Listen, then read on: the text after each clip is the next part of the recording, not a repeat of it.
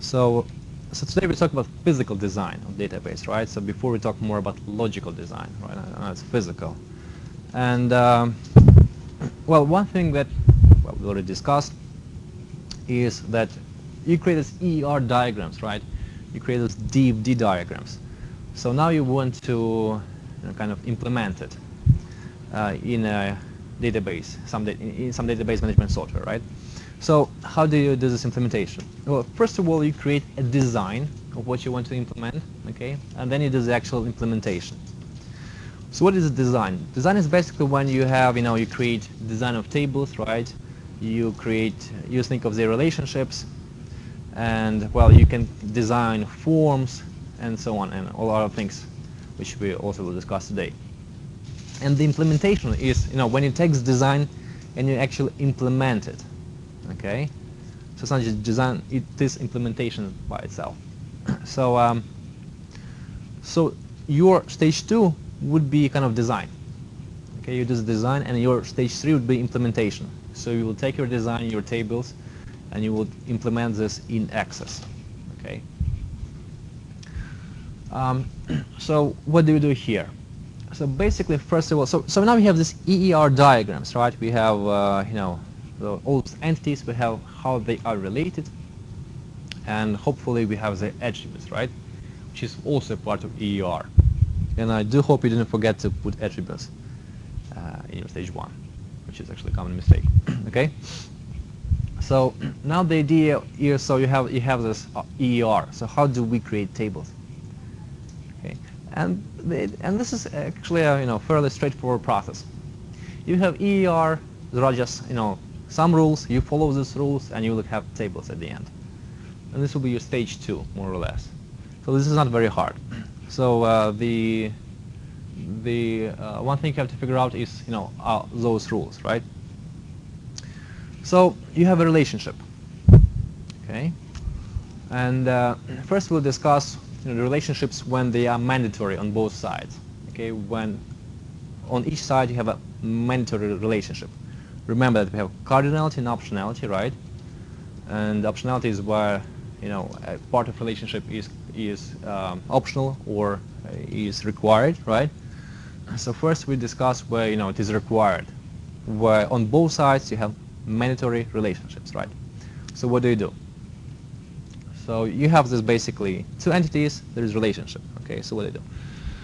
So you look at what kind of relationship it is.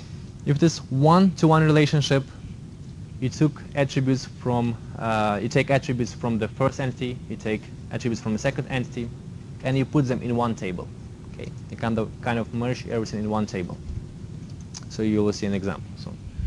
So if you don't have a one-to-one relationship, and for each entity you create a separate table. Okay, so in the first case, when say you have well, I don't know, this is a bad example, but you have customers, and you have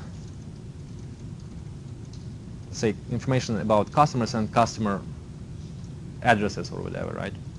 So there is a one-to-one relationship between those, so you would put them in one table. Or, for example, when a customer is assigned exactly one sales representative, right? So you would put them in one table, this information, okay? This is one-to-one relationship. If your relationship is not one-to-one, then for each entity, for example, customers and salesperson, you create its own separate table, okay? So you'll have two tables at least. Then what you do next, well, so you have these fields, right? So I told you that. Well, you have to think what is the primary key. So again, it depends whether they have one table, whether they have two tables, and so on. But you have to figure out primary keys. What is that uniquely identifies a record in the table? Okay. So when you have a one-to-many relationship, so you already have two tables, okay, and you keep it this way. You don't create three tables. So you just keep it to two tables, but it is important to link tables, right? So you have a table for customers, you have a table for salesmen, okay, so you want to create a link between them. So if it is one-to-many relationship, you take a primary key from the one side, okay, and you put it as a foreign key on the many side. Again, you'll see examples, so I think it's easy to learn by examples. Finally, if you have many-to-many relationship, so you create a third table. And this third table, which would describe the relationship itself. So to make it, less theoretical, let's look at examples. So, but this is something that you basically follow, okay? So there's 6 steps, you follow these 6 steps, and for mandatory relationships, you're done, okay? You don't have to think a lot. So for example, you have salespersons, and you have cell phones, okay? And what kind of relationship it is? Can anybody read this? Cellular phones must be assigned to exactly one salesperson. A cellular phone, a cell phone is assigned to exactly one person, right? And the salesperson is assigned to exactly one cellular phone. yes, okay. So you have this is one-to-one relationship, which is mandatory, okay? So key here is mandatory. So on both sides, there are no options, right? It is mandatory on the left, mandatory on the right side, okay? So what should you do? Well, you go to those instructions, you look at the instructions, and it says, for one-to-one relationship, collapse the entities participating in the relationship into a single table. So you put all information into a single table, okay? And you will have something like this. So, so you'll have a table which contains information both about cell phones and salesperson. Okay, so you just basically put all attributes here. Then you have to decide. You have to decide on a primary key. So what can be primary key here? What do you think? And here are your attributes, right? Phone number, carrier, monthly charge, payment date. So salesperson number, name, address, date employed, department. What should be the primary key for this table, and why? Okay, so here you can see that salesperson number is the primary key for this table. Can there be any other primary key? Yes, exactly, phone number, right? So basically, whenever you have something like this, you can use either phone number, and the phone number would uniquely identify a salesperson. Why? Yes. Right? So for a cell phone, you have exactly one salesperson, right? So you have a cell, if you know the cell phone, it uniquely identifies your salesperson. The same is true with salesperson number, right? If you have a salesperson number, right, you still look at this relationship. For a salesperson, you have exactly one cell phone, right? So if you know the salesperson, you know the cell phone. So either of those two primary keys, phone number, or either of those, well, those are candidate keys, right? You can use either of them as your primary key, okay? So here we have salesperson number, but it could be cell phone number, okay? Questions so far? Guys, is it clear? So again, look, you look at the relationship, right? You had this ER diagram, right? So this is a part of your ER diagram. You look at the relationship, it is mandatory one, okay? So you put everything in one table. You take a primary key from either of those entities and you put it here. So, and you got the table, okay? So this is the whole design, so just follow the rules.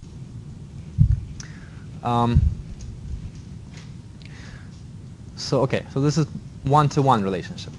So what do you do when you have one-to-many? Okay, for example, you can have that while you have a cell phone and salesperson, right? So on the both side it is mandatory, right? But on this side it is one, on that side it is many. So you have one-to-many relationship. By the way, how do we read this?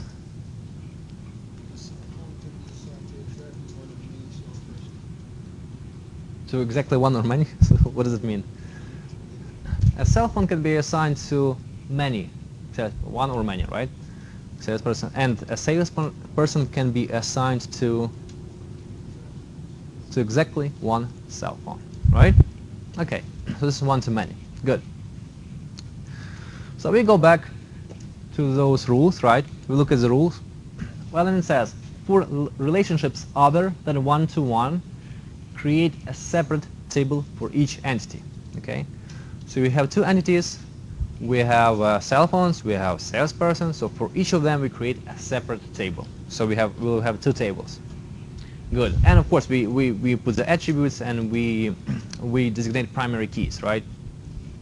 So then we go step 5. Step 5 says for one-to-many relationship, okay, you take the primary key from the one side, okay, and make it a foreign key in the table from the many side. So what does it mean?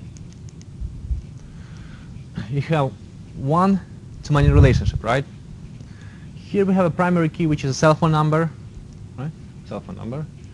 Here we have a primary key which is a salesperson number. Oops. Right? So, and what this step number 5 says, you took primary key from the entity where the cardinality is 1, right? This is 1. So this is entity with cardinality 1.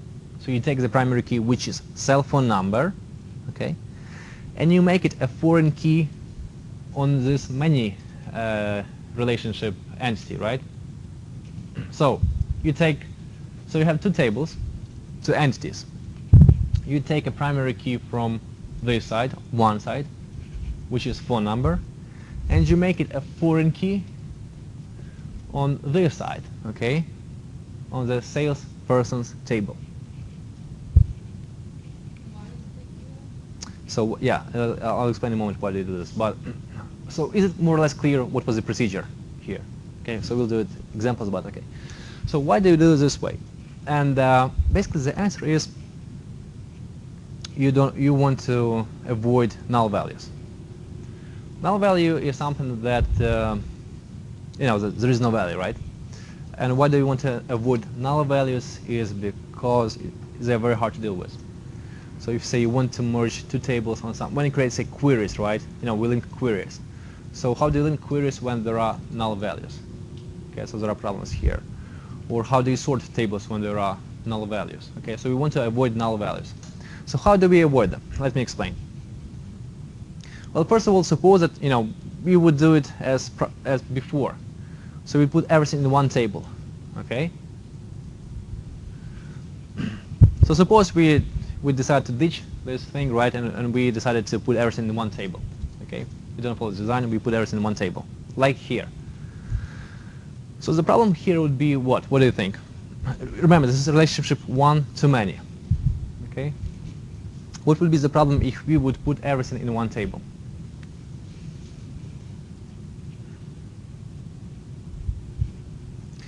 So for each, suppose here we have many, not one. For each cell phone, we can have many salespersons, and for each salesperson, we have exactly one cell phone. So would this table reflect these two rules or not? What do you think?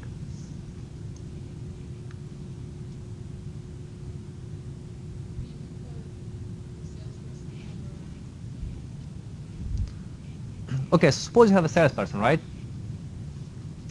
And we know that salesperson have exactly one phone, right? So given this, would this table be fine? Okay. So now if you know that one phone can be assigned to one salesperson, will this be fine? Or to many salesperson, would that still work? Yes.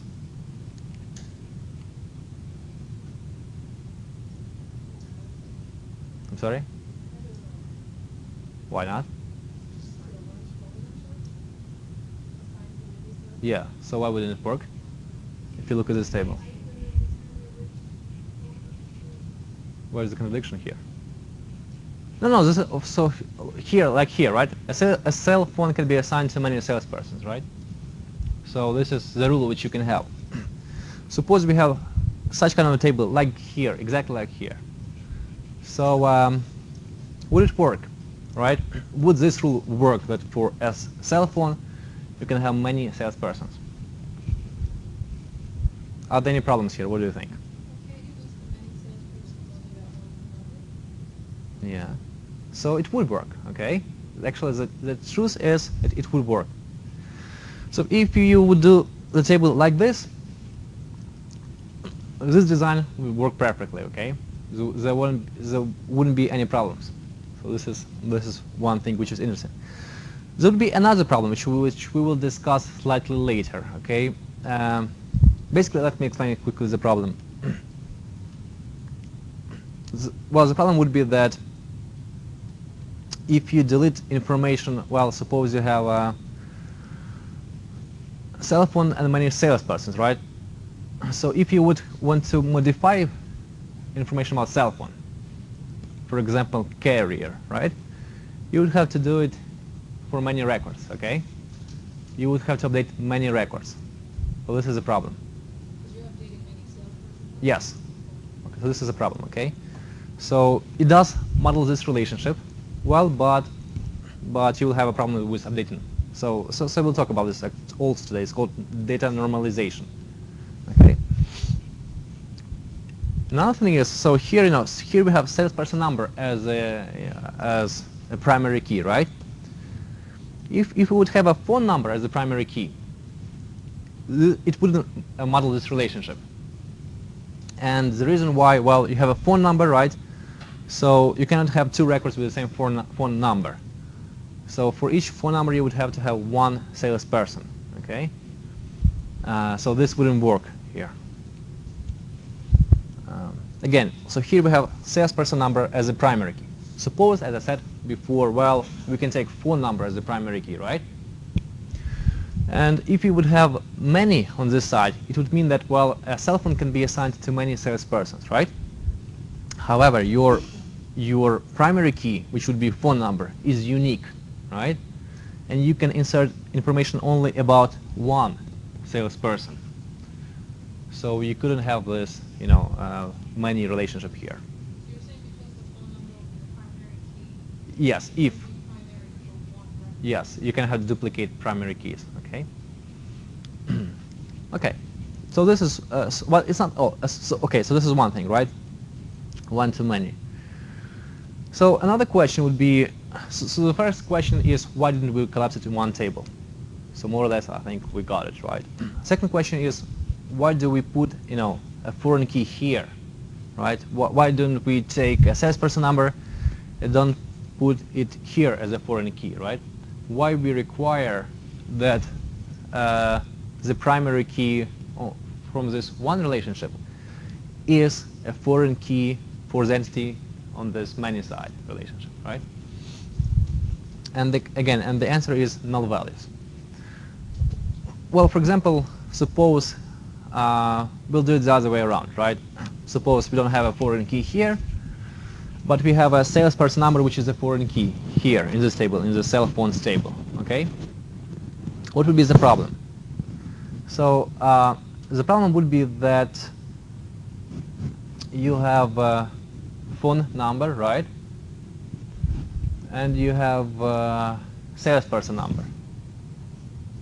Actually, it would even be null values. The problem would be, again, like before. So you have one phone number, right? And you cannot have any other record with this phone number. But you would have, for each phone number, you could assign only one salesperson, okay?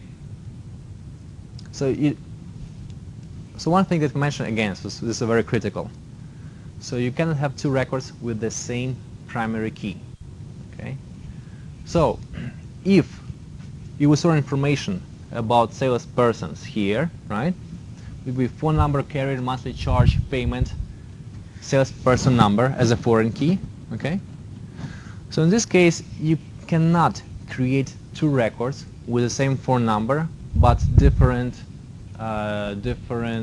salespersons.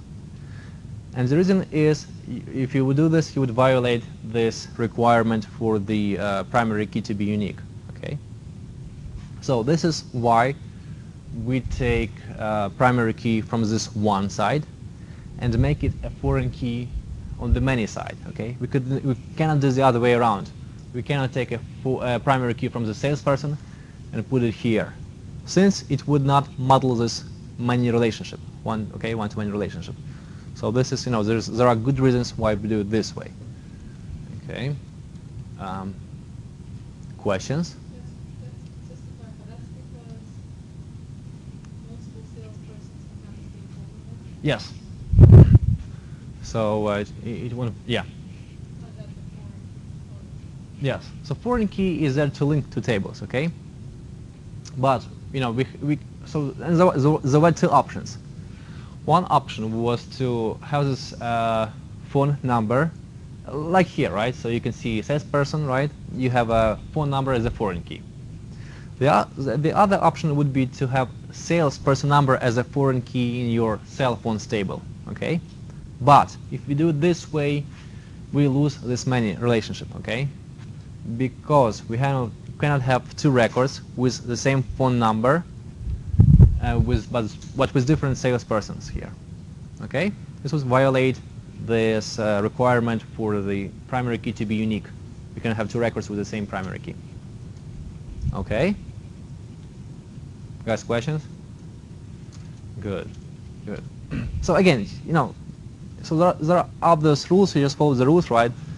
It is important to understand why you follow these rules, but basically this is kind of an exercise. You don't have to do that much thinking here. So what do you do if you have mandatory one to mandatory one relationship, right? So you have many to mandatory many to mandatory many relationship. So you have many on both sides and you have mandatory on both sides. Yes. Yeah. Yeah, and vice versa, right? Right. So for example, you have a partner, right? And each of you have a phone, but you share those phones, okay? This is an example. Okay? You have a partner and you have two phones, and well, you can use both of them and he can use both of them. Okay, so this would be this case. This would be such a relationship. So basically again, so for a cell phone you can have many salespersons, and for a salesperson you can have many cell phones, okay? That's this kind of relationship here. So what do we do in this case? Okay, so what do we do in this case? Well, again, you go to this table, whatever, so you look at the rules. So this is not a one-to-one relationship, you do two. For relationship other than one-to-one, create a separate table for each entity, okay? So you will have a table for cell phones, you'll have a table for salespersons, right? So you have two tables. You put fields in, you think of primary keys, right? Then, if you have many-to-many relationship, you create third table, okay? And this third table would contain information about this relationship. So what is the third table? Third table is such a table where the primary key is a composite key, okay? And it consists of primary key from the first table and primary key from the second table, okay? Plus possibly some other information which would be unique to this relationship. So what does it mean? Let's take a look here. So we have many-to-many relationship, right? So it's not one-to-one. So you create a separate table for each entity. So you have a table for salespersons, you have a table for cell phones, right? Then what? Then you put attributes in, you put primary keys in, right? And then, since it is many-to-many relationship, you create a new table. Yeah, question. Yes, for every many-to-many relationship, you create a third table. And this table contains information about the relationship. So this table has a primary key, which is a composite key, which consists of a primary key from the first table and a primary key from the second table, okay? So you take primary keys from the first two tables, you merge them together, and put in your third table, okay? And let me explain why it makes sense. Um, so if we go back here, right? So I hope I convince you that this is, well, it is important to make salesperson number a foreign key, I'm sorry, phone number a foreign key in salesperson table, okay? To model this one-to-many relationship, okay? So here it allows us it allows us for a salesperson, right? I'm sorry, for a cell phone number to have many salespersons, right? So we put, this is a foreign key, right? So we can have two records of the same salesperson having the same foreign key, having the same phone number, right? Foreign keys do not have to be unique, okay? So this foreign key here allows us to have this, to model this many side.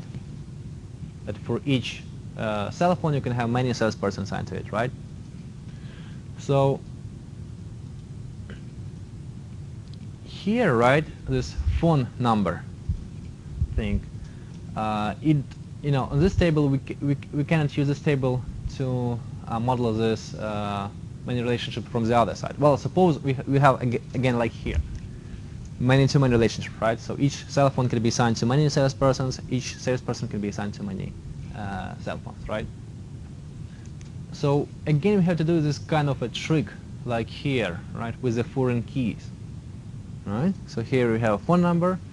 So you would think that, well, what we do, we just add here another foreign key, right? We would add here salesperson number as a foreign key, yes, if you would follow the same logic.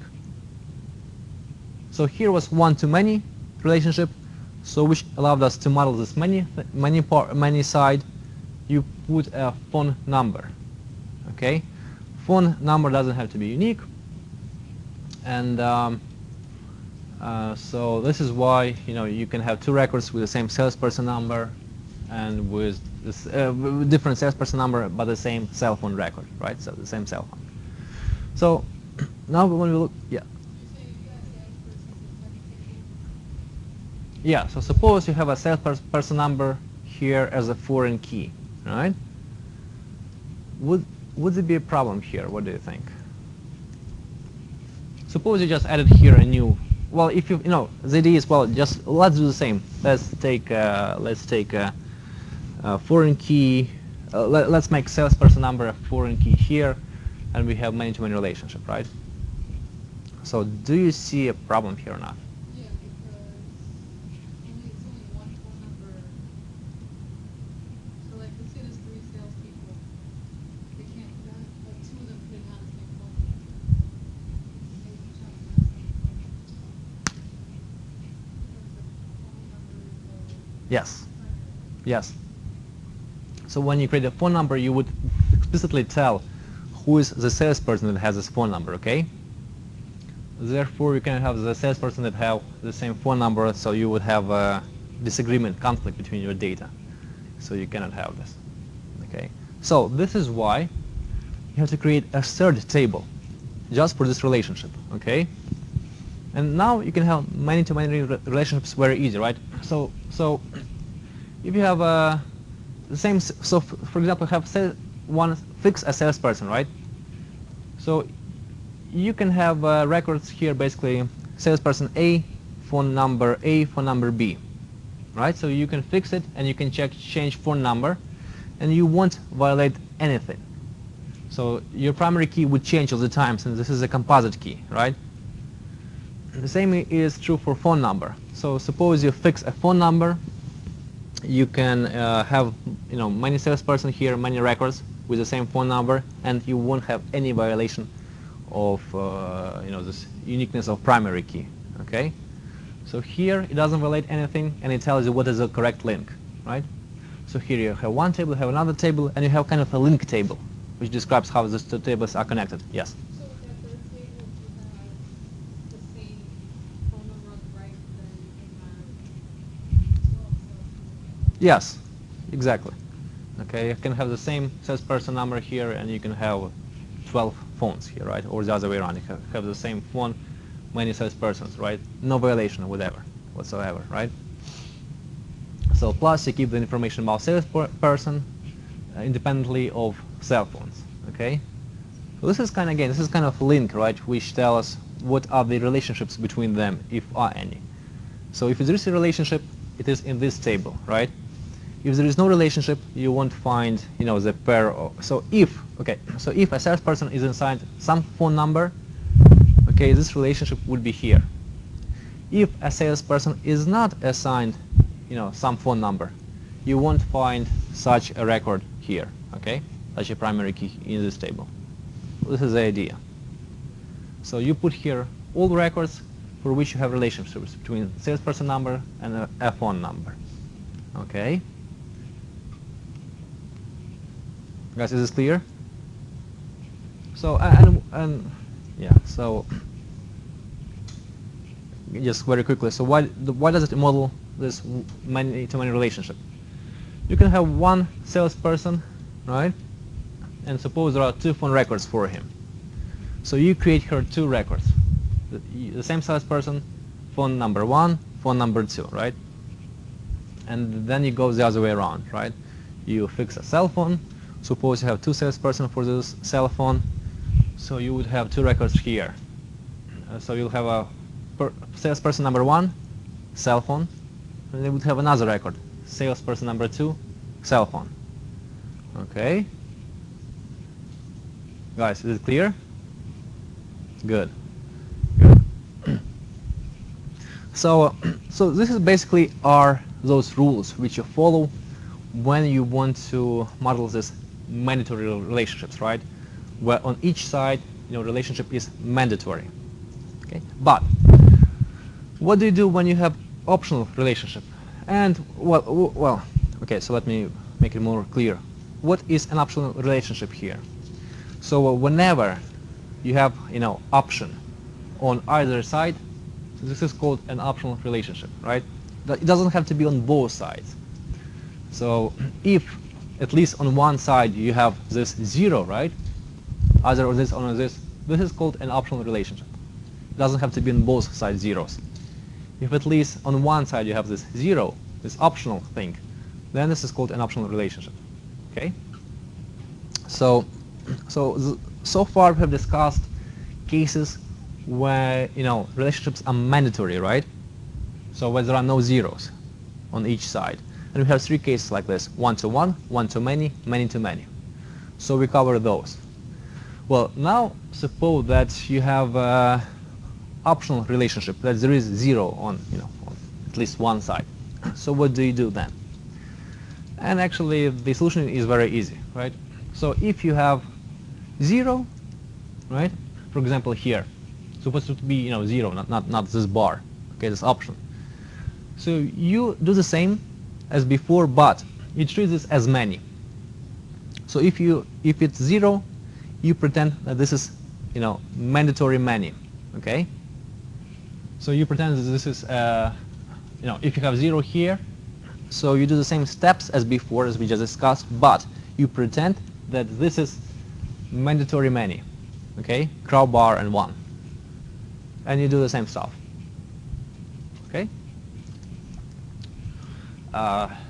So here's, let me show an example. So you have a relationship one-to-one. On one side you have option, on one side you have mandatory, right? Even though it is one-to-one, you pretend that this is many, Kraus food, mandatory, and 1, right? Many to 1 mandatory. Okay? So this is what you pretend. This is not true, but this is, you know, how you look at this. And then you take the rules which we discussed here, and you follow the rules here, right? So you treat this as a many-to-one relationship. So you look at the many-to-one relationship, or one-to-many, doesn't matter really. So it says you create two tables, right? You take the primary key from the one side, and you make it a foreign key on the many side. Okay? So what this means, really, you have two things. You think this as many, this as 1. So because this is many to one, you create two tables for each entity. You create a table for cell phone. You create a table for salespersons. You take a primary key from the one side. So one side is salespersons. The primary key is salesperson number.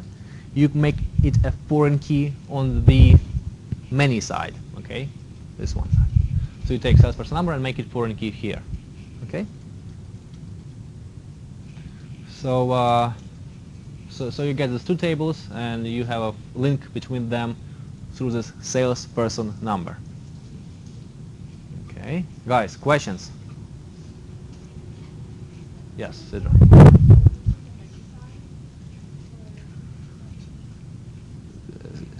What is the question again? With the foreign key, right? It's always going to be with the side that has many. If you have a one-to-many relationship, then foreign key, yes, is always on this, should be in the table with the many side, yeah. Okay. Yeah, that's correct. But if you have many-to-many relationship, right, we don't have foreign keys. Yeah. Okay, and we'll talk about this in a moment. Yeah. Any other questions? So again, so we just covered three cases before, right? Mandatory one-to-one, mandatory one-to-many, mandatory many-to-many, okay? So these were all mandatory. There are three cases. We exhausted all of them. So now what we do when we have those zeros here? So we have these options, right? Optionality here, 0. You pretend that this is many, okay? You do the same thing as before, but you think of it as many. It doesn't matter if this is one, optional one or optional many. If there is option, you treat this as many, and you follow the exactly same rules as before. Okay. So now let's discuss why we're doing it this way. And again, the answer is null values. So what we could have done, right? So when we had one-to-one mandatory, we collapsed everything in one table, right? We collapsed everything in one table. So why wouldn't it work here? Well, it would work, but there would be a problem. And the problem would be null values. So when would we get null values? What do you think? Null value is when you have a field, right, and there is no value for this field, right? Blank thing. So and then it doesn't. You don't really know what does it mean. So it may mean that this is a 0 value, for example. It may mean that that you didn't record data for this value, which is bad, or it may mean that the value is not applicable in this sense, which is fine. So this is a problem with those null values. You don't really know how to treat them, okay? So you want to minimize them, minimize the number of null values. So what would be the problem if, with this table, if you would have here option, okay? Not mandatory, but here you would have an option. Okay, what would be a problem? What do you think? So for a salesperson, you can either have a cell phone or you cannot have a cell phone, right? So salesperson either can have a cell phone or not have a cell phone, right? So what would be a problem here?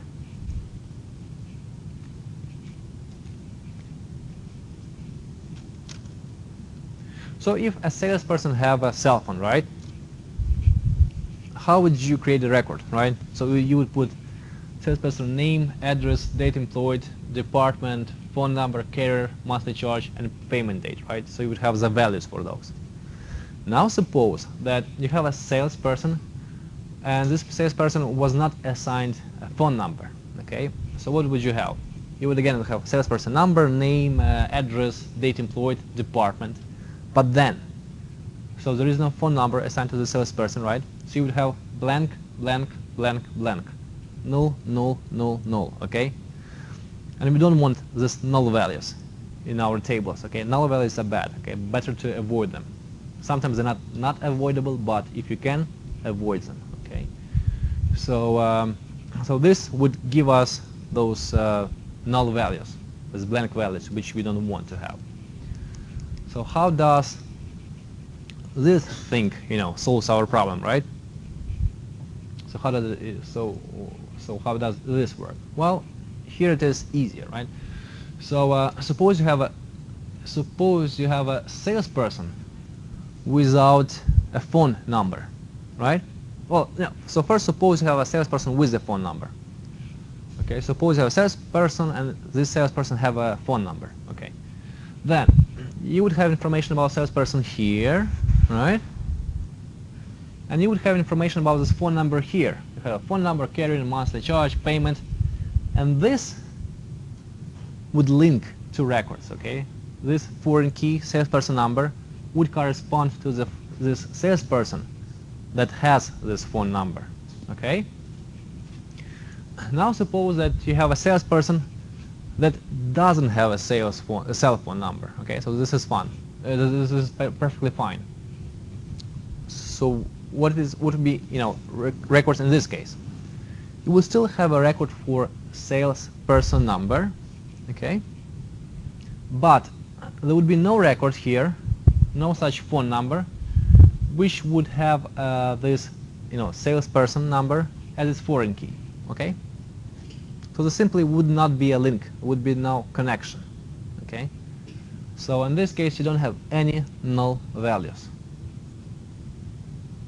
Okay? Guys, is it clear?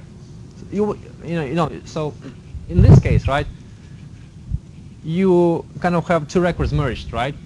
So when when you put information about salesperson, you have to put some values here, okay? And this is a problem. On the other hand, in the other case, records, they're not merged, right? So if you don't have a record about the phone number, you just don't put it in the table, right? So no record, okay? And this is how you avoid these null values. Okay. Wait. Yeah. Questions? So you avoid the null value. Yes. Not adding. Information about this. Well, no phone, right? No information. Yeah. So there is nothing that would link some cell phone number to the salesperson number. Okay. So if he doesn't have a phone number, okay, no record for him here. No record which would tie some phone number to the salesperson. This is the idea. So this is you don't have to put something in, right? You just don't put anything at all, and you kind of avoid this problem with phone numbers. Well, the problem then, however, is, right, so you may argue that what may be a problem, you can have two phone numbers, right, with the same salesperson number. Yes? Again, you can have two records with different phone numbers, and you can have the same salesperson number for those two records, right? So this is a problem. So why this is a problem?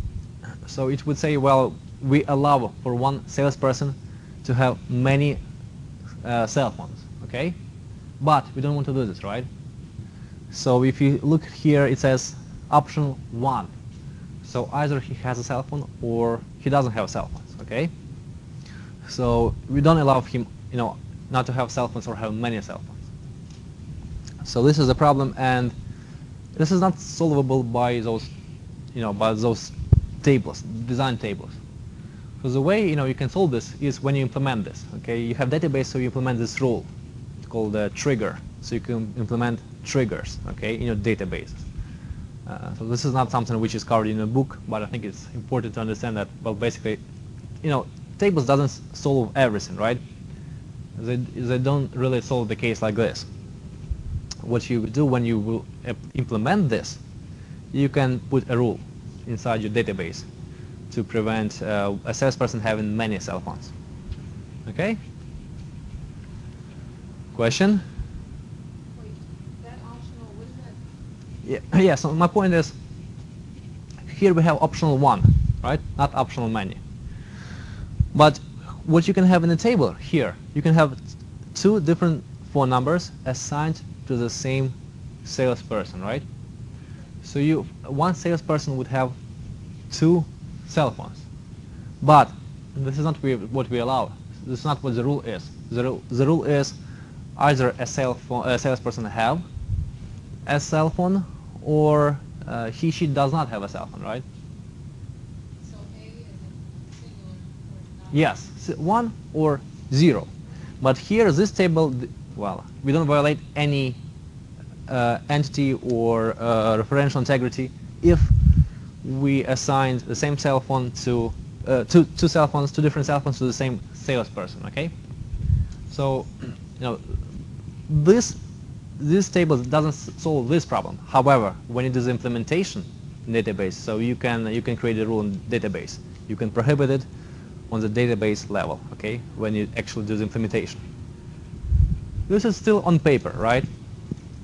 This is not what this is not what you implement. This is still on paper.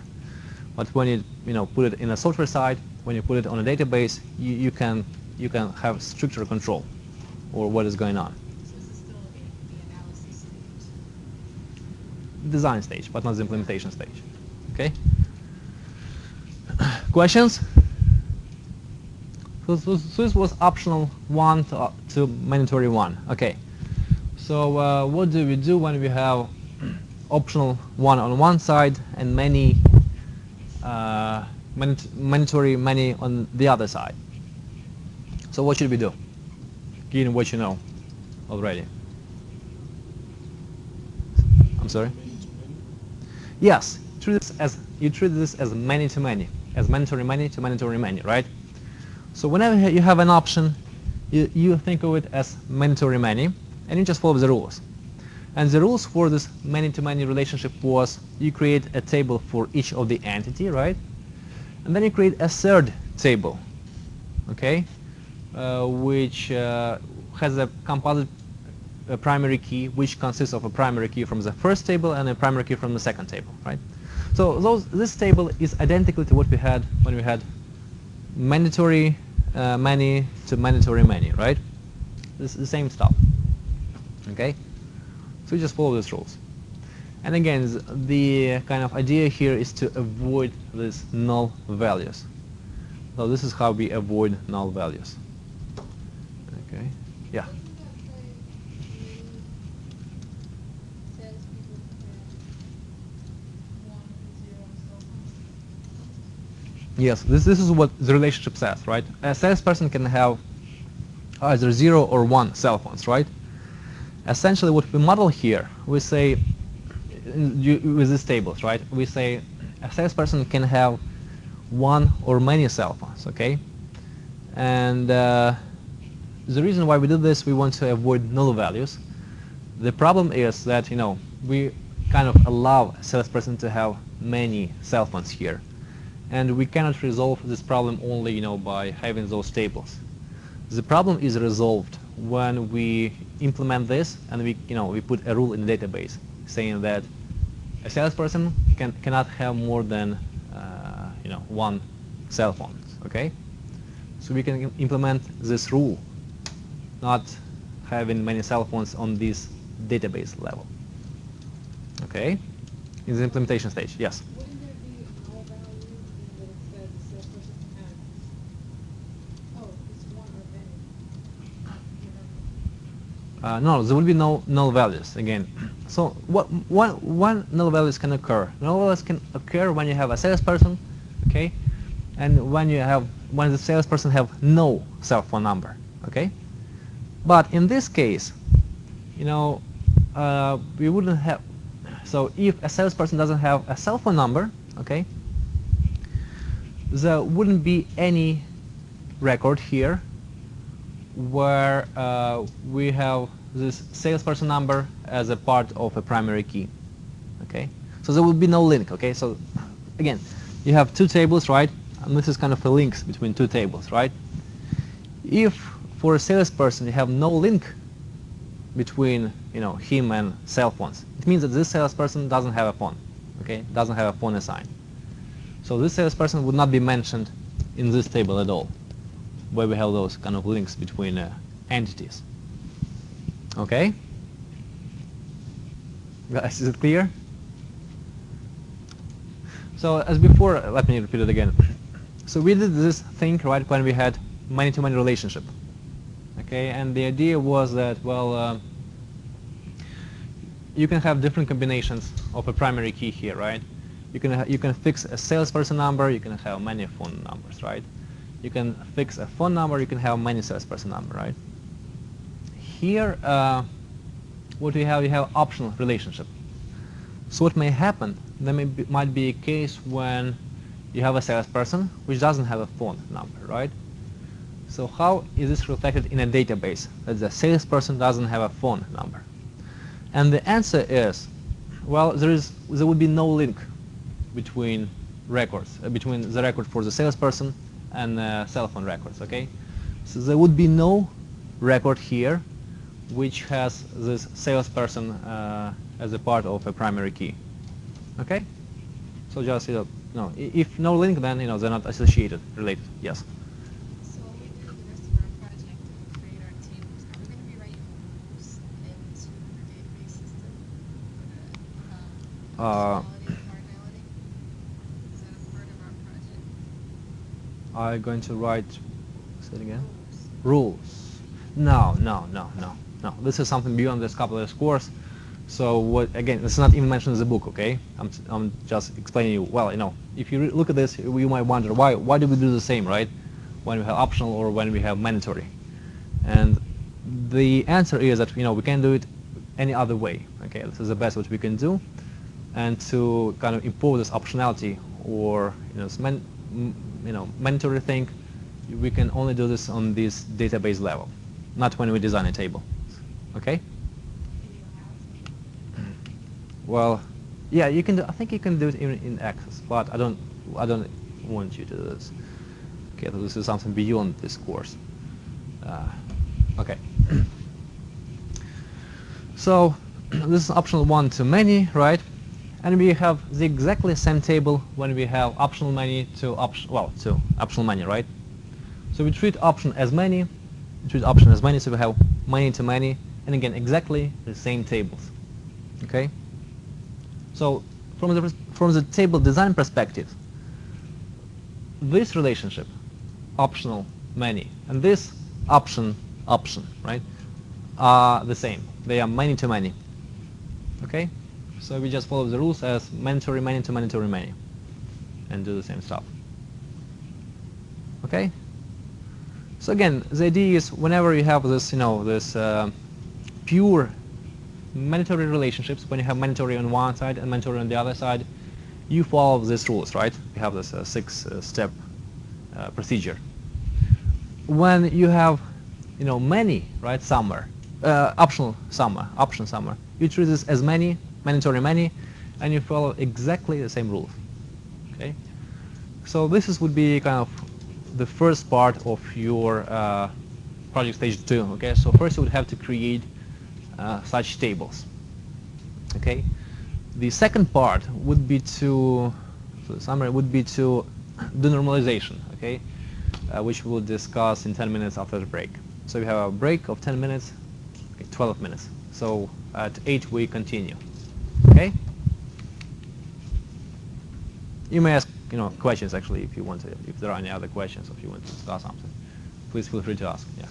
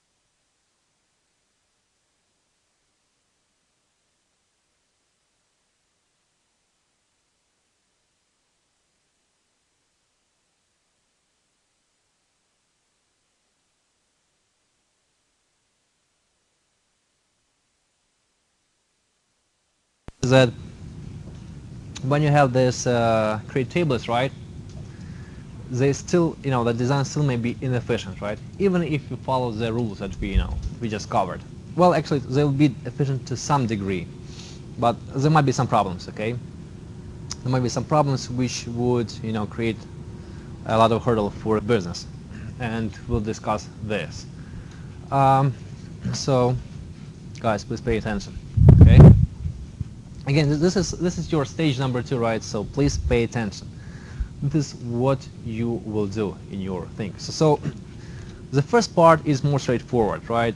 Doesn't really require you to think a lot. So this is where you will have to think more, actually, on the second part. This is still not something very hard to do, right? But it will require you to think more thoroughly about all this business. So basically what we will do something called normalization of forms, right? Of tables, and we will bring them to several normal forms, and there will be kind of several degrees of normal form. So there will be normal form 1, normal form 2, and normal form 3. Okay. Actually, there are other normal forms, but we won't cover them in this course. Okay. So what are the problems? The problems are so-called data anomalies. Okay, and we have 3 of them. We have insert, update, and delete anomaly. So insert anomaly is when you want to add something to a table or add some information and you cannot. Okay, you have information systems, so you want to add some information to your information systems, and for some reason, your table design does not allow you to add this information. The second anomaly, update anomaly, actually you have already seen, right? This is where you want to update. Well, if you want to do some update, you have to do it in several things, okay? You have to do it in several records. For example, before we said, well, suppose that you allow, this salesperson to have phone numbers, right?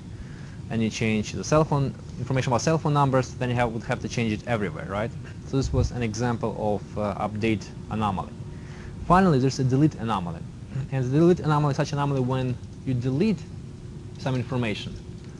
Other information which you didn't want to be deleted would be also deleted, okay? So this is called a delete anomaly. So we also want to avoid this kind of thing. Okay, so why do we have these anomalies? The question is, the answer is that we have something called functional dependencies between attributes. So what is a functional dependency? So, well, basically, the idea is that we have a function, some kind of function. Function is when you have a value of, okay, if you have a value of an attribute, right? And for that value of an attribute, you can have another. I'm sorry. So you have 2 attributes, right?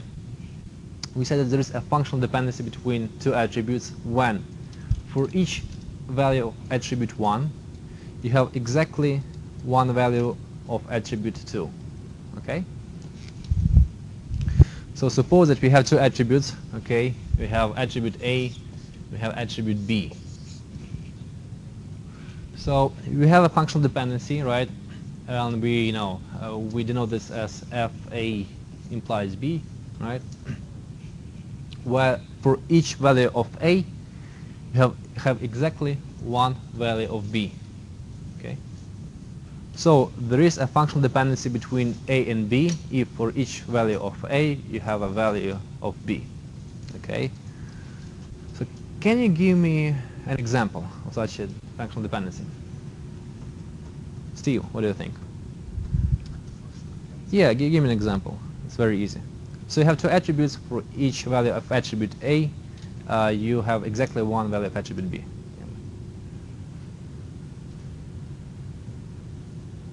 Okay, Myra? I was going to say for a first name, you have a last name. Or do you run into a problem if you have the same first Well, not really, right? So you can have 2 Steves with different last names, right? So for a Steve, right, you can have different last names, right? So this is a popular name, okay? So well, and for any other name out there, right? So it won't work. But if you would think as a social security number, then yes, then you would have exactly one name for social security number, okay? You could have 3 Steves, but they have different last names, so that would make it. Yeah, but the idea is, well, you have a social security number, and for this social security number, there's exactly one name, One person. Okay. or exactly one. So Okay. so, okay. So what we can have, what's important here, I think, we can have functional dependency between A and B, right? But this does not imply that we have something like functional dependency between B and A. And this was actually what you just said. So you have social security number, and you can have Steve beyond for the social security number, right? But then you can have another Steve beyond, right?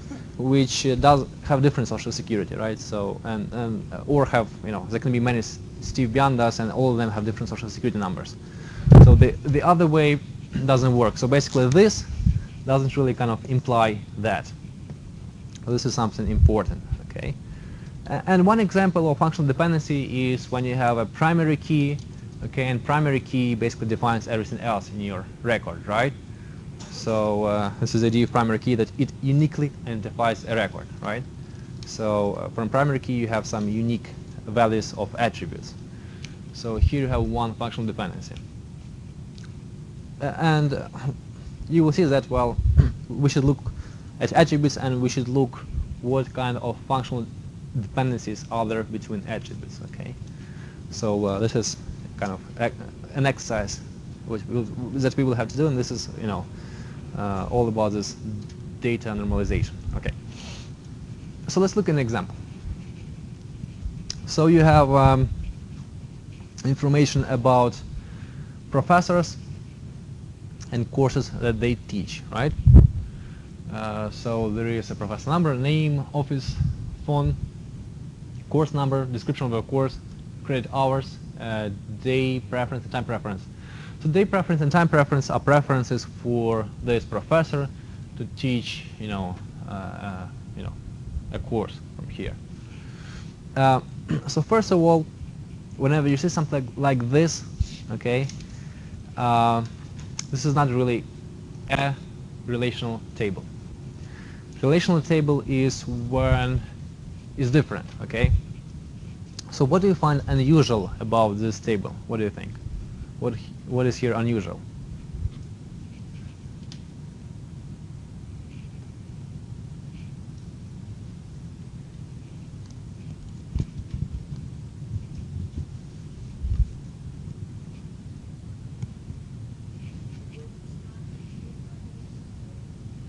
Well, primary key can be professor number. I think yes. Professor number can be primary key. But what is unusual in this table?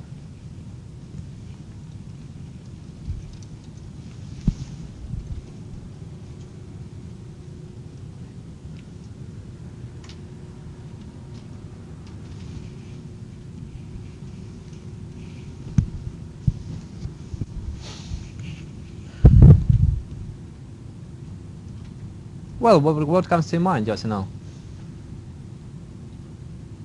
think it is. So how, for example, how records 1 and 2, how they differ? Right, what's different about records 1 and records 2? No, well, forget about this. Look at the structure more.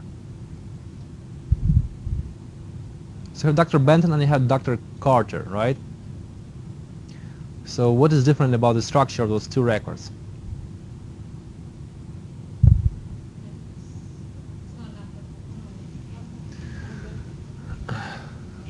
So the answer is kind of easy answer.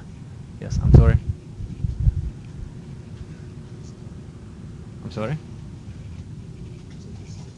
Yes, there is a class here. Okay, so the problem, well, what is different, right? You can have this Dr. Carter, which teaches here just one class, and here you have 3 classes, right? So you have a field, course number, and you don't have one value for this field. You have 3 values for this field, okay? Here you have one value for a field. Here you have two values. Here you have another two values.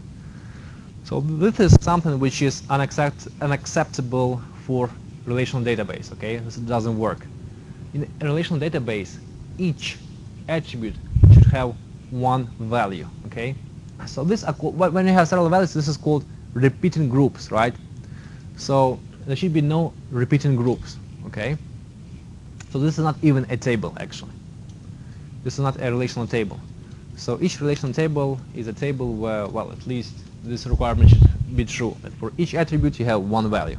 Okay, so when you actually do have a relational table that complies to all of things that we discussed before, you know, about entity integrity, referential integrity, and so on, okay, and this, that you don't have those repeating groups, such table is called table in the first normal form, well, at least first normal form. So first normal form is basically a relational table, okay?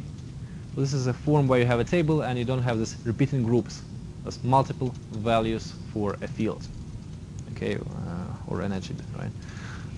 So this is called, so if you have such a table, this is called first normal form. Okay. So we look at this, right? So what do you think? How can we take this information, and how can we get table or tables in first normal form from this? How can we get a relational table from here, right? So you have this, they tell you, no, you can do it this way, okay, it doesn't work this way. So you cannot have multiple values for the same field, right? What would you do? Yeah, you can break it up. This is one choice. So one choice is to break it up, okay? But then, so okay, in this table, right? If you look at this way, you know, you had these primary keys, right? Which would be a professor number. If you break it up, you would have, you know, professor numbers for, you know, different records, the same professor numbers, right? So what should we do?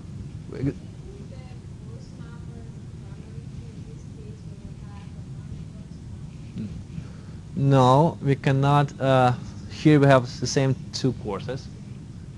So what should be the primary key? So you break it up. Yeah, good point. But what should be the primary key? No. We would have 3 records with the same phone number. Okay, so you cannot, you know. No. No.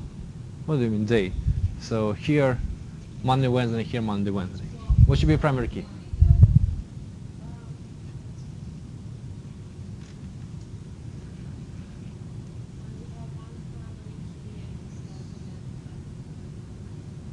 So what I think what you're telling, we should use a composite primary key, okay? We should make a primary key which would consist of 2 fields, not just one, right? And here we have many options. Well, no, the best option would be professor number and course number, right? So professor number and course number, this pair would be uniquely identify, you know, each record here, if we break it up, right? Or professor number description, but course number probably is a better choice. So okay, and so this is what it did. So basically they did what I just said, plus they also have a different, well, we could do it this way or we could leave it as it was, but they put professors, oh, actually here's a question. So why do we have 2 tables, not 1 table? So before we said, well, you know, let's break it up and, you know, have this 1 table, right, where we'd have a professor number and where we would have a course number as a composite key, right? So we will have 1 table, but, you know, with primary key of professor number and course number. So here what they did, here they, you know, have 2 tables, not just 1 table. So here's a question based on what you know. Why do we have 2 tables here, not 1?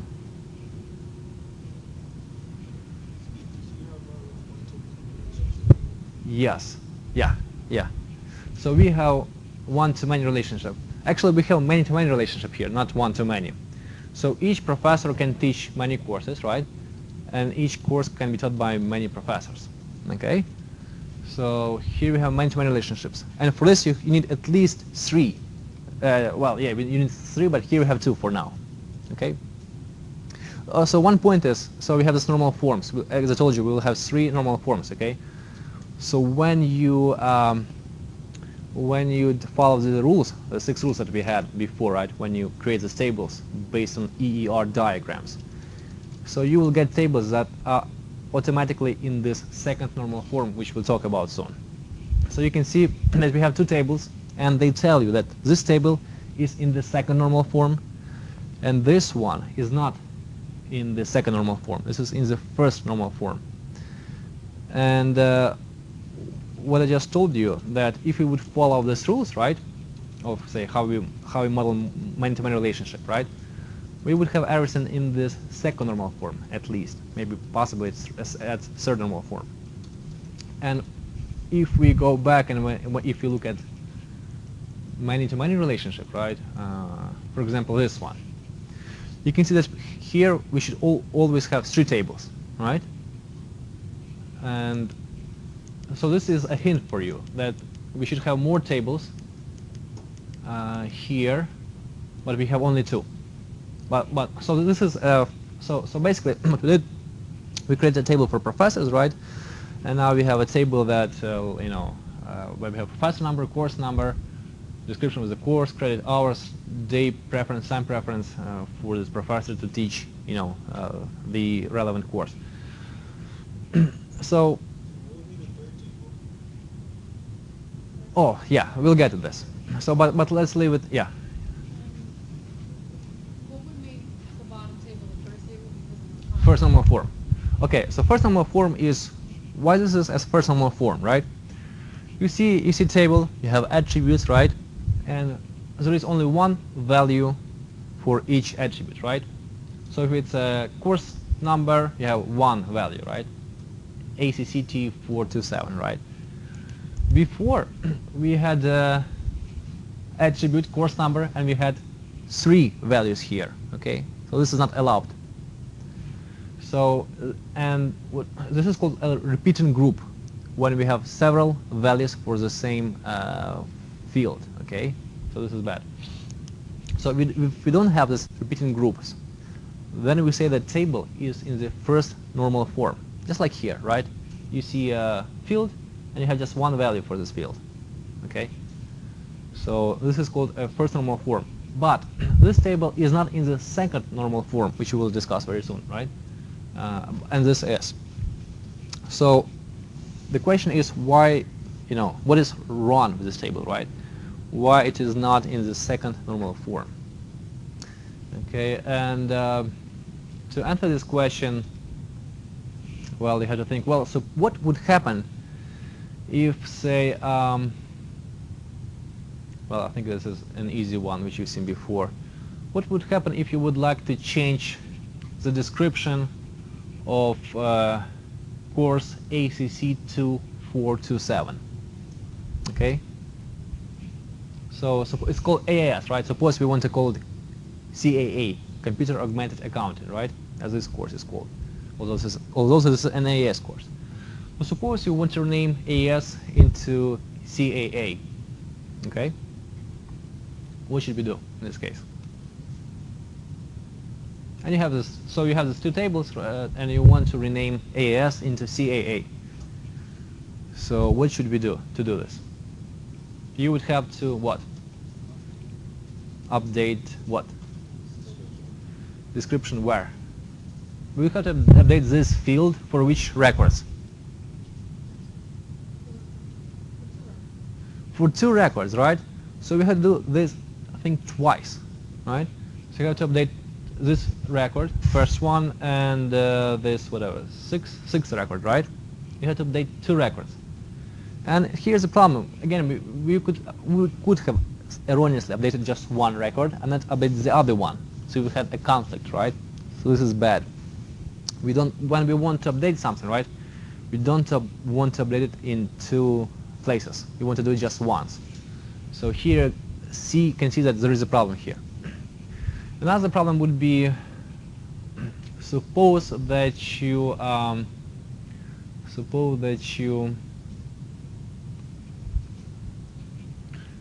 suppose that you have Professor Carter, right, Dr. Carter.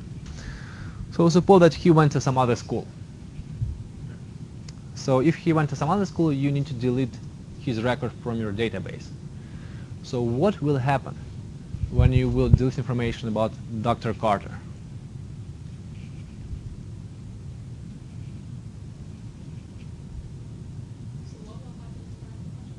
What will happen if you would like to delete information about Dr. Carter from our database?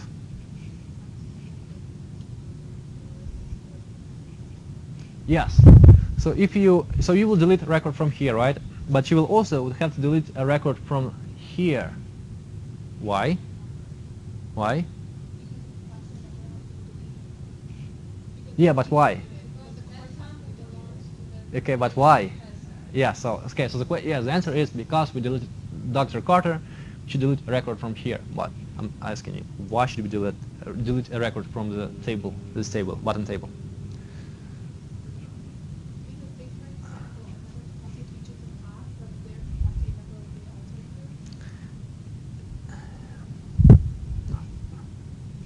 And the question is, so if we don't have a record of Dr. Carter here, why should we not have a record of Dr. Carter here? Invalid. And how this is called? How this kind of problem? Huh? Guys, you just took a quiz last time, right? No. You had to identify what kind of problems. So you had, okay. No, not entity. It's called referential integrity, okay? This is also a foreign key, right? So, and actually this is, I think only a few people did it correctly. So in your quiz, right, what was there? So there was salesperson assigned to a customer, okay? And that salesperson, his number was 266 or something. So he was not in the table with salespersons. So there was someone assigned to a customer, and that someone was not in the database. This is a violation of entity referential integrity. Okay. So this is the same here. If we have a professor number here, and this is a foreign key, right? So this is a primary key, but this is also a foreign key. It should be here. This professor should be here. So if we delete professor from this upper table, we should also delete this professor from this lower table. Okay. So it all makes perfect sense. Yeah, so he went to another school, right? Or you hired, right, whatever. So this professor went to other school, so you need to delete information about this professor from a database, right? He's not available to teach, right? So you delete it from here, but he's also referenced, referential integrity, he's also referenced here. So you have to delete this record, right? And what would be the problem if you delete this record? And actually, I think someone mentioned, I think Daria mentioned already. What would be the problem if we delete this record? Yeah, with deleting record number 3. Professor is gone, so because of referential integrity, we have to delete record number 3. So we also delete information about the course, yes. He taught this principles course, so when we delete this record, right, we delete information about this course. So this is bad. We don't want this, right? If you want to, delete information about professor, we don't want to delete information about that course. We may have other people to teach this course, okay? So this is bad, okay? Also, suppose another thing is, so first we talk about this, about this. Update anomaly, right? So when we update a record, right, we had to do it in 2 places. Then I just show you an example of delete anomaly. We delete anomaly, we delete some record, and we delete information that we didn't want to delete really. Okay? And then there is also an insert anomaly. And an example of insert anomaly would be, So suppose you have a new course, okay? Suppose you would like to teach financial accounting, okay? And you would like to put information about this course into your database. So how would you do it? How would you put information about financial accounting into your database? The course number and description for hours, put all that stuff first, and then you need a professor. Yes, you need a professor assigned to this course, okay? But sometimes, you may design a course, right, and you may not have a professor assigned yet, okay? And the problem is, so whenever you would create a new course, you would have to assign a professor to this course, which is, not always, what you want to do. So this is called an insert anomaly, okay? So you want to add something, but you cannot. You want to add information only about the course, you cannot. Okay, you also need to assign a professor to teach this course and assign assign a professor to teach this course. So this is called an insert anomaly. So we have these anomalies, okay? And the way how we deal with these anomalies all the time, we kind of break tables into smaller and smaller tables, okay? So we have this course preference. What I'm telling you, we need to break it. But before we do it, so the problem here is this functional dependency, okay? So if you look at the description of the course, right? So think of it as B, right? So B depends on A, okay? B depends on some A, so this description depends on something. The question is, what is this on which it depends, okay? On what description depends? What defines the description of this course?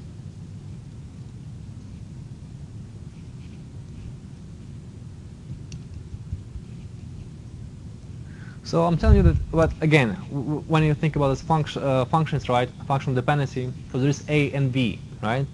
So for each A, you have exactly one B, right? So, and I'm telling that description is B. What is an A for description?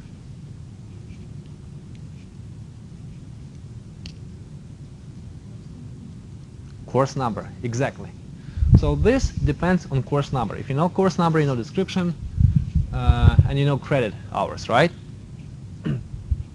So the problem with this table is that this description depends only on the part of primary key. So you have primary key, which is professor number, course number, right? This is a composite key, which consists of two fields, professor number and course number. And you have a field which depends only on the part of this key. So it doesn't matter who is professor, okay? So this information is irrelevant. It doesn't define the description of the course, okay? This is called partial dependency on the primary key. So let me repeat it again. If you have an attribute, non-key attribute, an attribute which is not a primary key, right? And if this attribute depends only on the part of primary key, then you have a partial dependency, okay? And this is a problem for us. We want to eliminate this partial dependency. So here's a question to you. Can we have a partial dependency here in this upper table? Guys, do you understand what partial dependency is? Yeah. Partial dependency on the bottom table is saying That you have a field. the course. Say it again. So the course description has to relate to the course number. Yes. But the partial dependency is because any professor can teach the course. Yeah, so another way to think about, so as you said, description has to depend on course number, but it doesn't depend on the professor, okay? So you have an attribute which depends on a part, on some part of a primary key, but which doesn't depend on all primary key, okay? Good. And the same, so the same as credit hours. Credit hours depend only on course number, okay? Doesn't depend on professor number. So it also is a partial dependency. It depends only on the part of a primary key, not the whole primary key. The same is with day preference, right? So professors express the day preference, okay? So this information depends only on, actually depends on both. I'm right. I'm sorry. And the same with time preference, right? So professor tells his time preference and day preference, right? So this depends on the course. Day preference depends both on professor and the course that he wants to teach or he teaches, right? The same is with time preference. It depends on professor and depends on course number. So these two fields, right, there is no partial dependency. They depend on the whole primary key, professor number and course number. And the same is with time preference, right? It depends on professor number and course number. Is it clear? You guys feel clear? Okay, so here's the question, if this is clear.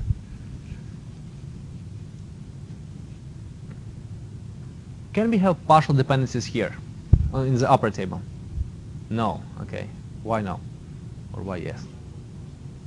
Yes, because primary key consists of only a single attribute, right? We don't have a composite key. So partial dependencies can only be when we have composite keys, right? Here we have, primary key which consists of one field. Okay? So basically, again, so when you do your stage number 2, right? If you see a table which, doesn't have a composite primary key, right? If you have a table where, the primary key consists of one field, then this table is in the second normal form. You don't even have to think about it, okay? Since you cannot have partial dependencies in such a table.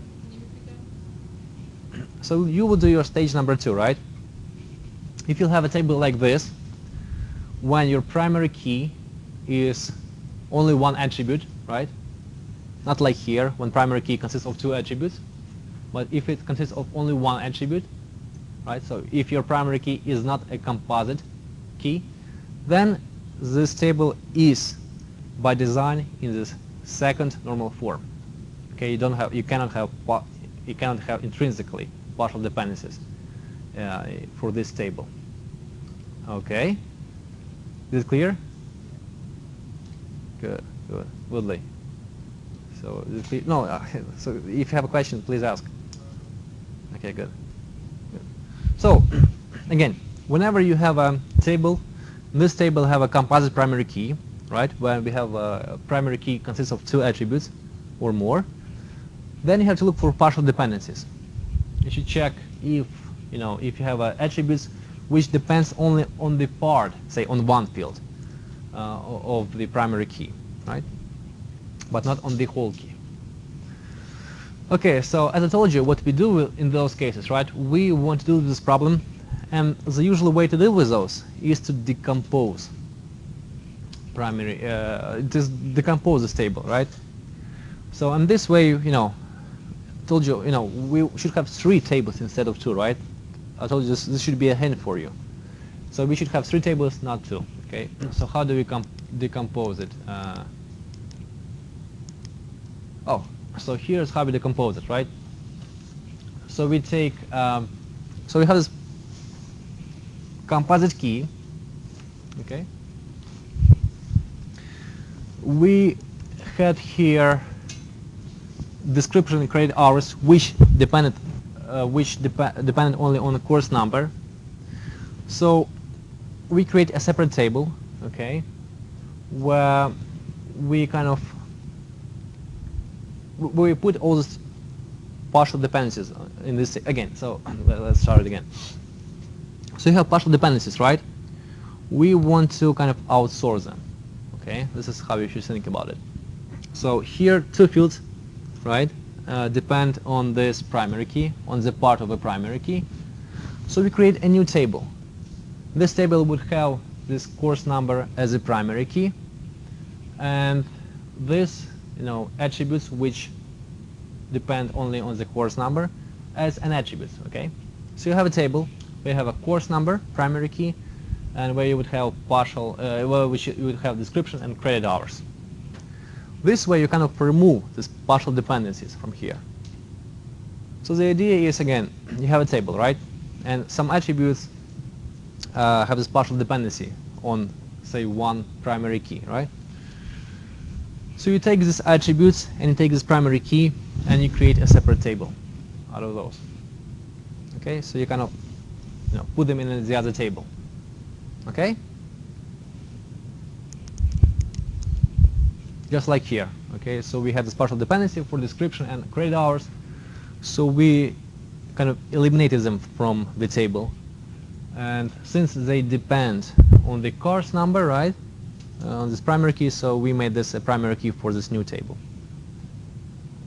Okay? So you make dependency. Right, you make dependency kind of go away, okay, by creating a new table.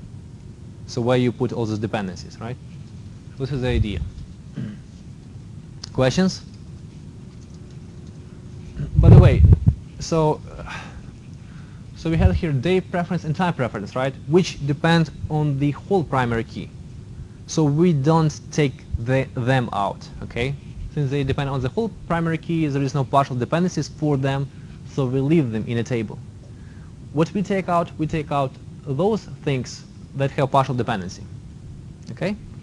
So this and this partial depend on course number, so this is why we take them out.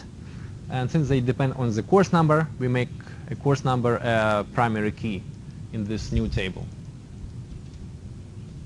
Okay? Guys, questions? Yes? So when you have a partial dependency, you take the partial dependency out from the second table and move it into the table. Yes.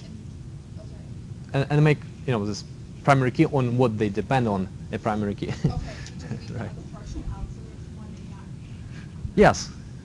Yeah. So you leave everything. So basically, when you have a table, right, and you want to be in this what they call second normal form, then everything in the table, there should be no partial dependencies. So basically, definition of this second normal form, right, is when your table is in the first normal form, right, when there are no repeating groups. For each attribute you have can have only one value, right, and when there are no partial dependencies. So if you have a table with no partial dependencies and no repeating groups, right, your table would be in this second normal form. Actually, these tables are also in the third normal form, right, but we'll get to it in a moment. So there are three kind of normal forms, right? Each builds on each other. So the table is in the first normal form when you don't have anything like this, okay, where you don't have a field and you have several values for this field, okay? So if you don't have such case like here, your table is in the first normal form. Then if you don't have situations like this where you have two attributes or two fields that depend only on the part of your composite primary key, course number in this case. If you don't have this, then this is called table in the second normal form. Okay. So for example, this table, right? Well, it's going to be by different. Let's look at this table. Well, in this table, every attribute, right, the non-key attribute depends on the whole primary key, right? So day preference is not, particular only to a course. So suppose you have, well, it's easy to think about it. So two professors can have different day preference to teach, right? Then, so day preference does not depend only on professor number, okay?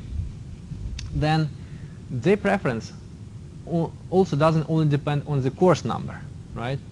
So it's not that you have a course and you have preferences. Well, so basically what I'm trying to say, you can have the same course number, 209, right? Oh, actually, this is a bad example. 427, yes, the first and the last one, right? And day preference does not depend on this course number alone. It also depends on the professor, okay, who's teaching. So day preference depends both on professor and the course. The same is with the time preference, okay? So the top one, the course number is a primary key. That's how. So whenever you see that, so what is the primary key here? Course number. What is the primary key here? Yes. So here you have a composite primary key which consists of two fields, right? So when you have something like this, then you can have partial dependencies, right? So theoretically, there can be partial dependencies, just like here, okay? So description depends only on course number and not on professor. But whenever you have a table like this, where you don't have a composite primary key, where primary key is only one field, you can never have partial dependencies, okay? So such tables will always be in second normal form, okay? So this is, you don't even have to think about it. Good? Questions? Okay. So let's take one. So okay. So this is a second normal form. Okay. So this table is in the second normal form. It says 2NF, right? But it is not in the third normal form. So what is a third normal form? And well, again, you know, so the problems are those anomalies, and we have insert, update, and delete anomaly. Okay. So suppose, if you look at this, right? Suppose, well, here's an assumption. One assumption is that we make that each office has its own phone number. Okay. For each office number, you have a phone number. Okay. So suppose that you would like that you have a new office without a phone, okay? Suppose that you have a new office and there is no phone installed yet. So this, well, could this happen? Say in university, right? You can create a new office, but you didn't have a phone there yet. Is it possible? Yes. So here, when you look here, information about your office number and phone number is stored only here. Okay. So what may be wrong here, if you think about it?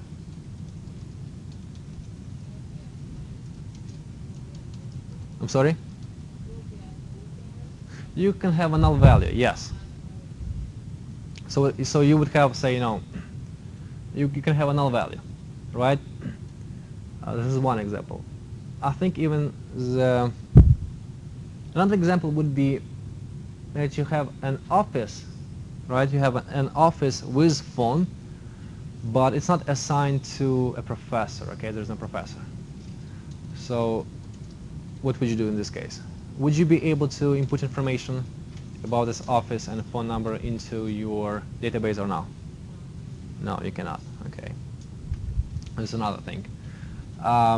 Or suppose that you, again, you have Dr. Carter leaving, right?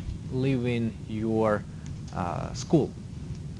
In this case, you will lose information about phone number from the office, okay? Maybe you'll have tables about offices, but you don't have information about phone numbers, so you would lose information about phone numbers. Okay, so this is bad. So the idea here is that again, we have some kind of functional dependency, okay? Well, first of all, everything here, it depends on the primary key, right? So name depends on the professor number, his office depends on his number, and his phone number depends on the professor number.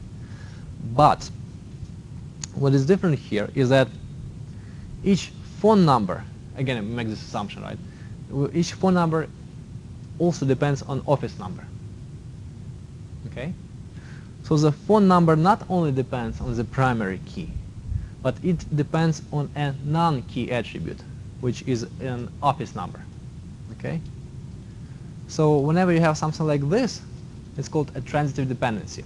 So transitive dependency is when one non-key attribute depends on the other non-key attribute.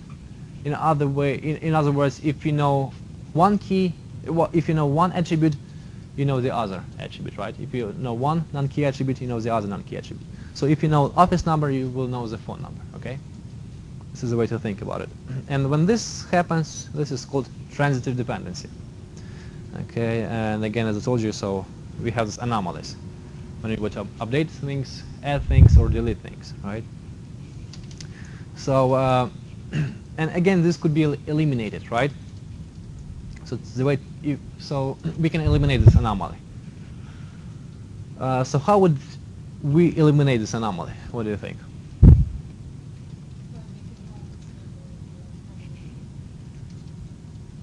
Okay, suppose you make an office number primary key, but it doesn't solve the problem, since again we would, we would have Dr. Benton depend on the professor number, okay, which is non-key attribute, which is not a primary key. So we will still have a transitive dependency. Yes. Yeah.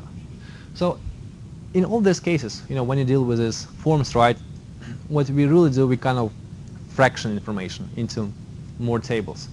So we also always create new tables. So basically, as you said, so here's the dependency, right? Phone numbers on office numbers.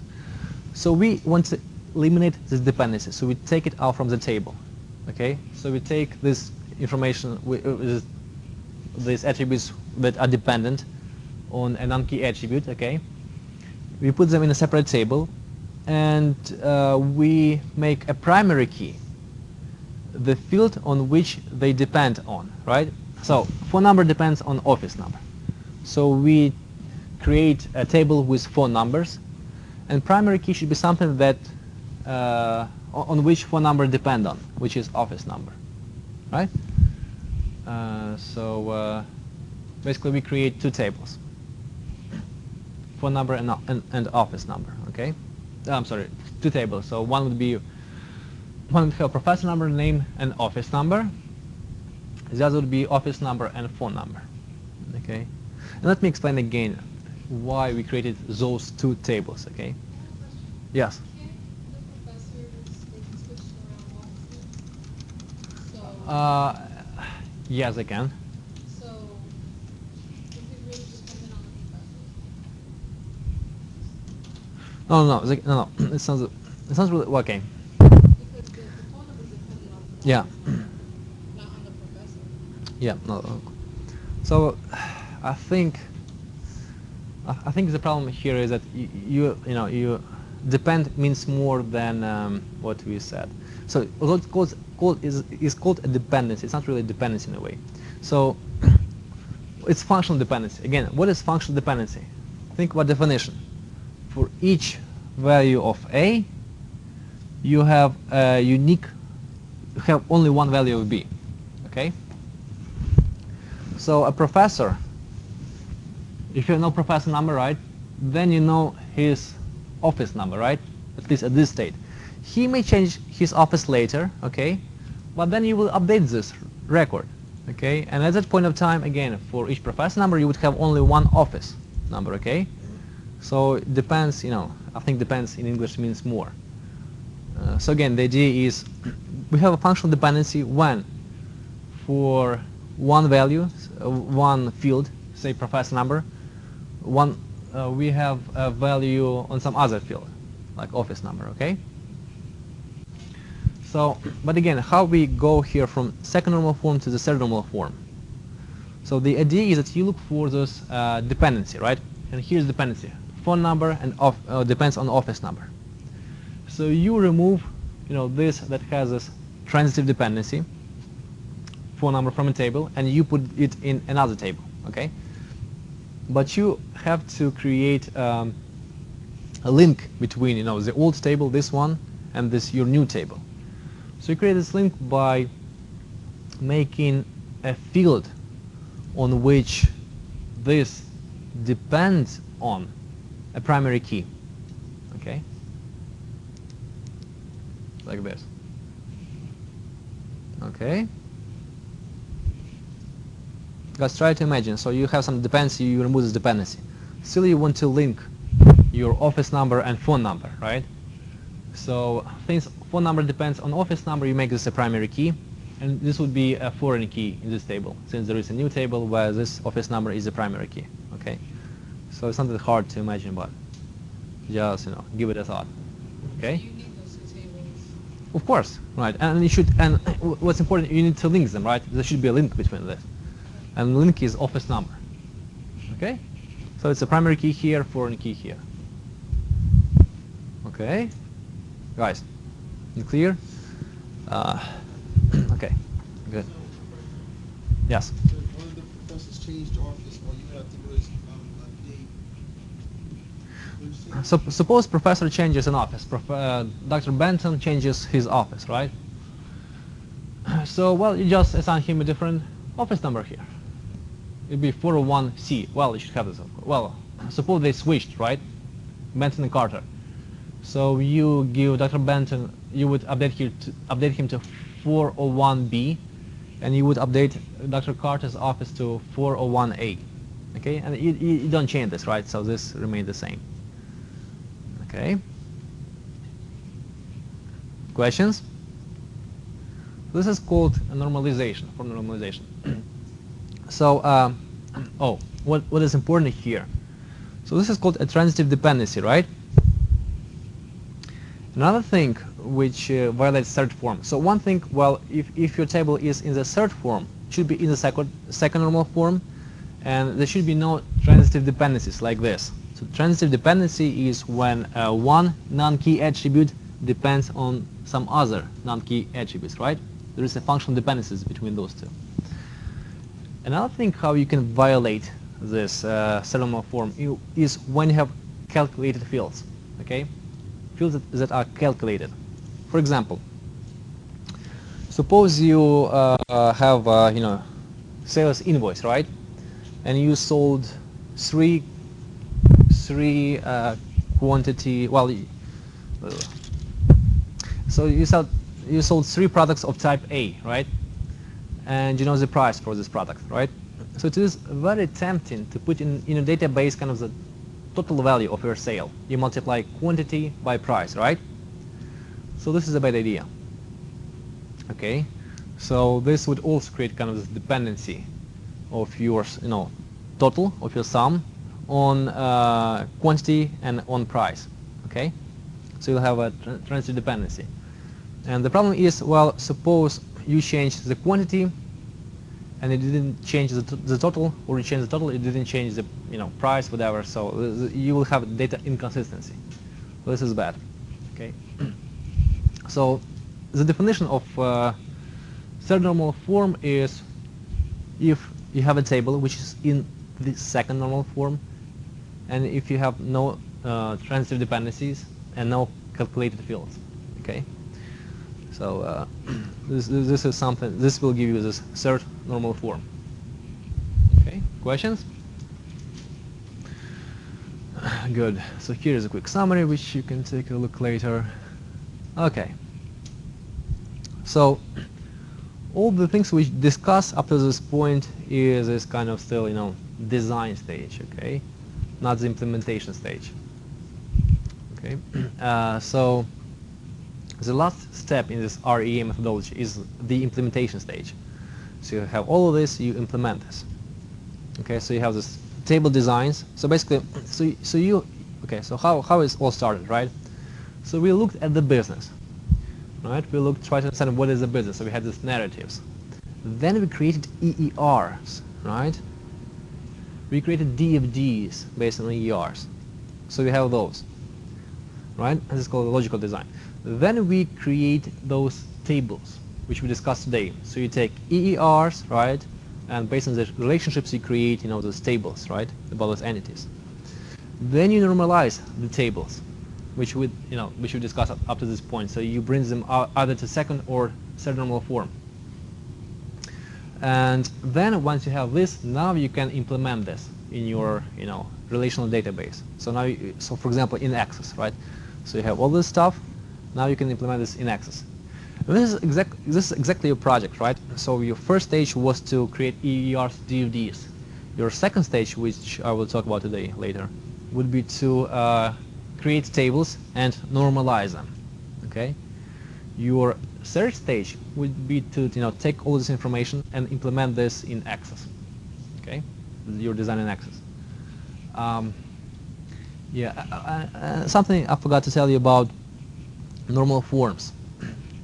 So so here you have information about, you know, in this third normal form, right? And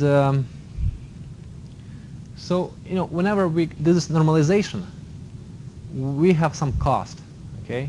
The cost is creating a lot of tables, and the problem is complexity, okay? So we have many tables, and, you know, it becomes very complex. So then it's hard to link them, you know, when you look at them, you know, it doesn't make sense. You have to join them, right?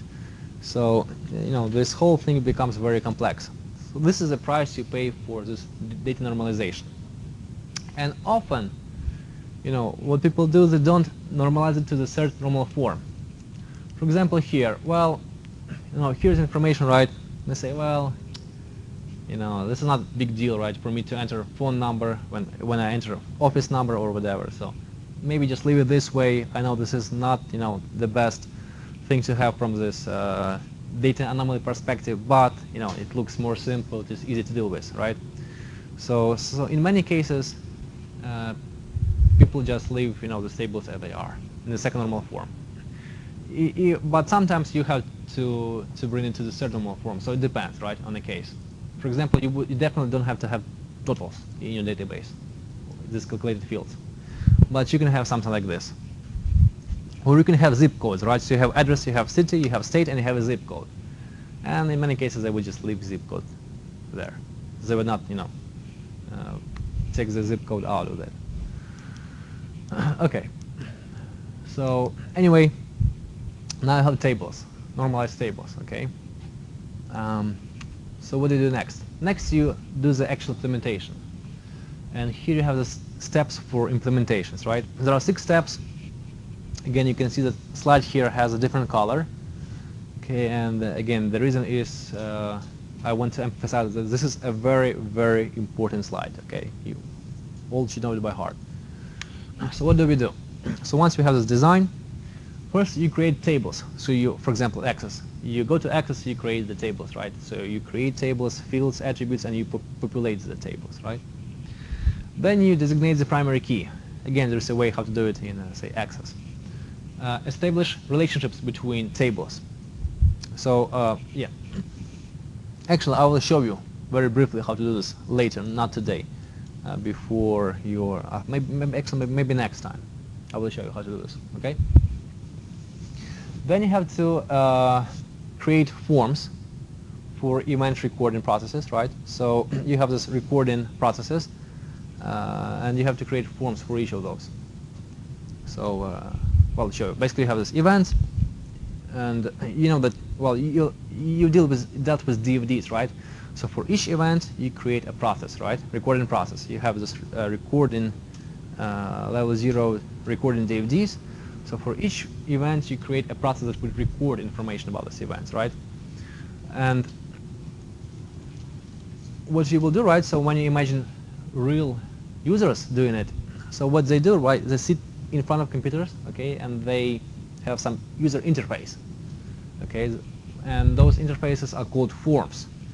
So they would create information input. Actually, they would input information about you know, some event using those forms.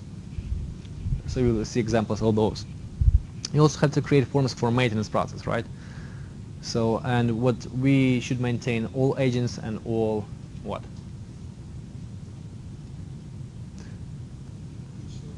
Resources. Yeah, exactly.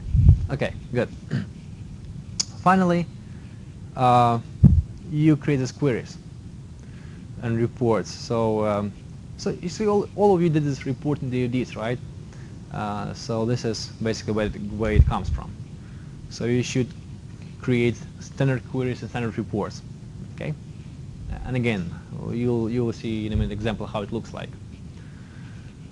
So 1, 2, 3, it really relates to this to EERs, okay? To what we did with EERs. That's our object of interest about tables and data. So 4, 5, 6, it relates to more DFD, to data flow, okay? So this is what you need to distinguish. Okay, so here's an example. So we'll go through, you know, the steps 7 and 8 for 2 examples. One example is an example of student registration system. So last time I gave you this narrative, right, which is in the book, and this is what we had. This is ER for this, right? And we also had DFDs. So we have ER and we have DFDs, right? So this is what you will have, okay? So you have ERs and you have DFDs. And today I'll give you solutions to this. So what you need to do, so first, well, for your stage number 2, you have to create tables. Okay? So you take ER, and you have to create tables based on this ER. Actually, you don't need DFDs for this. You will need DFDs later, but not now. So you look at this, right? And you want to create tables, right? So how do you create tables? What do you do? I'm sorry? No. So look, you have EER, right? And you should have attributes for each of the entity, right? You have fields already, right? So how do you create tables? Those are not tables yet. You want to create tables. How do you create tables? Huh? Name the columns by the attribute class. Okay. So okay. So here. So what? Okay. So you have course offering, right? So how do you create a table for course offering? Yes. Based on like what kind of relationship it is it like one to many or one to Yeah. Exactly. So just today we discussed how do you create tables, right? And this is exactly what you do. So you take each relationship and you create tables based on relationships. So, for example, one question would be how many tables should we have? So how many tables should we have? What do you think? Based on what you see, this is very easy to calculate. 6, no. 7. I think 7. Let me check. Yes, 7. Why should we have 7 tables? Huh? Again, this is kind of the way you should do it. So you look at it and first you decide how many tables that should be. And the correct answer is 7 tables, not 6 tables. There are 6 entities, but you have 7 tables. Yeah. Right. So, okay. Look. So you look at the relationship, right? So first of all, you look at relationship 1-to-1 relationship, right? Do we have any relationship 1-to-1 here? No, we don't have. Actually, if we would have, say, a 1-to-1 relationship here, right? The rules are to collapse them into one table. But we don't have, right? So we don't have 1-to-1 relationships here, right? 1-to-many, many-to-many, many-to-one, many-to-one, 1-to-many. Well, so it's one optional, but you can treat it as one many, right?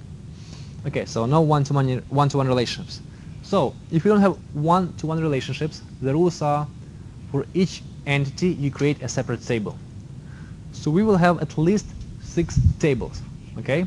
We will have a table for courses, course offerings, registrations, departments, instructors, and students, okay? These are the rules. If you don't have 1-to-1 relationship, create a table for each entity. Okay, but that's not all. Remember, when we have many-to-many relationship, right? Do you have questions? If you have questions, please raise your hand and yeah. Yes, you should create it in one table. So you have rules. If you have 1-to-1 relationship, you should put them into one table. But we don't have here, right? So we at least would have 6 tables, one for each entity.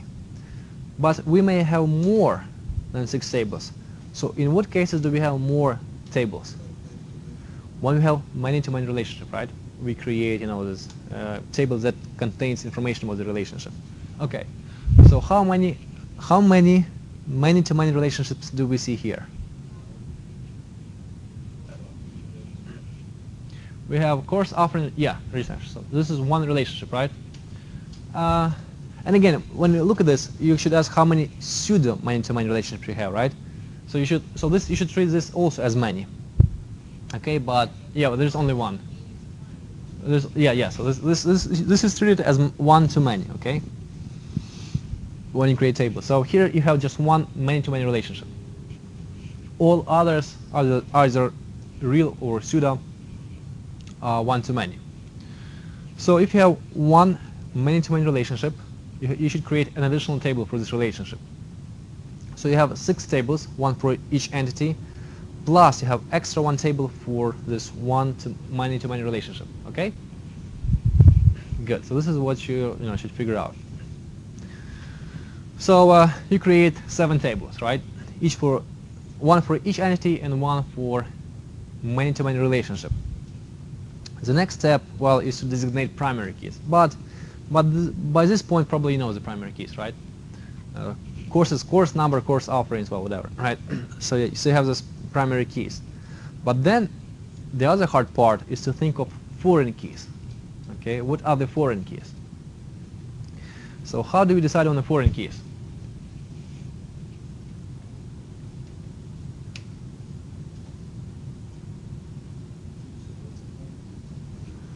Foreign key is an attribute, right, which is a primary key in some other table, right? So the question is, well, so you have tables, right? You have 6 tables, you have 7 tables. What should be the foreign keys in those tables? First of all, when do we have a foreign key? Again, so today you've seen this basically 3 cases, right? When do we have a foreign key? No, when do we have a, So you have a relationship, right? So today basically we discussed so today we had 3 types of relationships and tables for them, right? One was one-to-one, then we had one-to-many and many-to-many. So in which of those we have foreign keys? No. Well, yes, so we have a table, right, which is kind of, okay, yeah. So many-to-many, when we have many-to-many, we should have foreign keys in this, table that describes the relationship. Okay. But when else do we have foreign keys?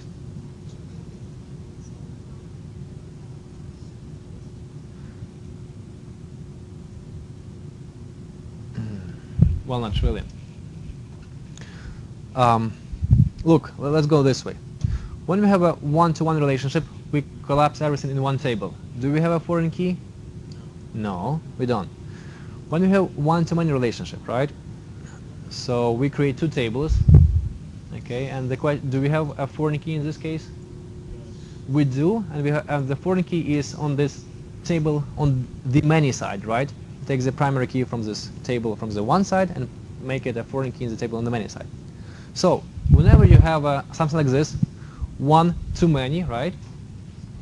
So what you should take? You should take a primary key from here, for example, course number, and put it as a foreign key here, right? So for example, this table, right? What foreign keys it will have? So here's one-to-many, right? So we'll take primary key from here, make it foreign key here. Here's another one-to-many. So again, you take primary key from here and also make it a foreign key here, right? So we have, at this point, we have 2 foreign keys. Here's another one, right? So now so this table would have 3 foreign keys. One for course number, one for department number, and one for instructor number, for example, right? Finally, there is a many-to-many relationship here, right? But we don't put a foreign key for registration. This will have a separate table for course offerings and registrations, right, which would link them together.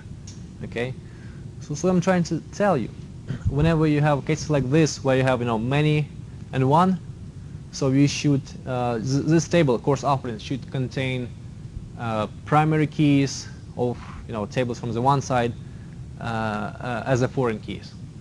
Okay. So let's look at let's take a look at the example. Basically, this is what you should get, and I would recommend you to take a look at home of this and understand why we're getting it this way.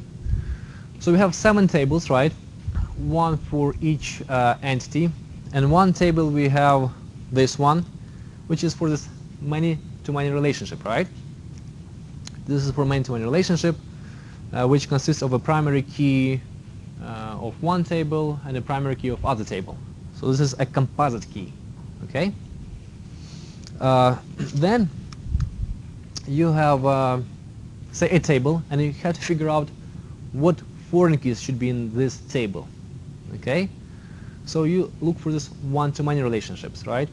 And if your table is on the many side, you should take a primary key from your table on the one side and make it a foreign key in this table on the many side, just like here. So you have course offering, right? Course offering, so it's one many, one many, and one many. So you take primary keys from those one side, and you make them foreign keys here. So this is what you may forget to do. You should include those as the foreign keys. So here you have 3 foreign keys. Okay? Again, this is not hard, right? So you just look at this relationships and analyze where to put what. Let's take, look at the next example. So instructors. So would instructors have any foreign keys? Would this table have any foreign keys? I'm sorry? The question is, so you will have a table for instructors, right? Will this table have any foreign keys? Yes. So how many and what keys should it be? Yeah, it should have one foreign key, which is what? Department number, okay? Because this is one-to-many relationship, okay? So basically, when you follow these rules, right? This is how you get this. So this is not something very hard to get, okay? So you just analyze these relationships, you follow the rules, right? And you come up with these tables, okay? Next question would be, are they in the first, second normal form? So this will be always in the first normal form. You don't have to think about this much. They will be always in the second normal form, since this is kind of how we design it to be, okay? But you may have problems with the third normal form. So you should look at it. And here, for example, you have a table with instructors, right? Instructor name, department, office, phone, and email, okay? And you may argue that if you know email, right, you know the name of the person, right? For example, name depends on the email, on the email, right? Or vice versa, actually. Or instructor number depends on, well, so there is this transitive dependency, right? Where name, department, office, and phone depend on the email. If you know email, you know who is the person, you know his phone number, you know his office, and so on, right? The same is with zip code, right?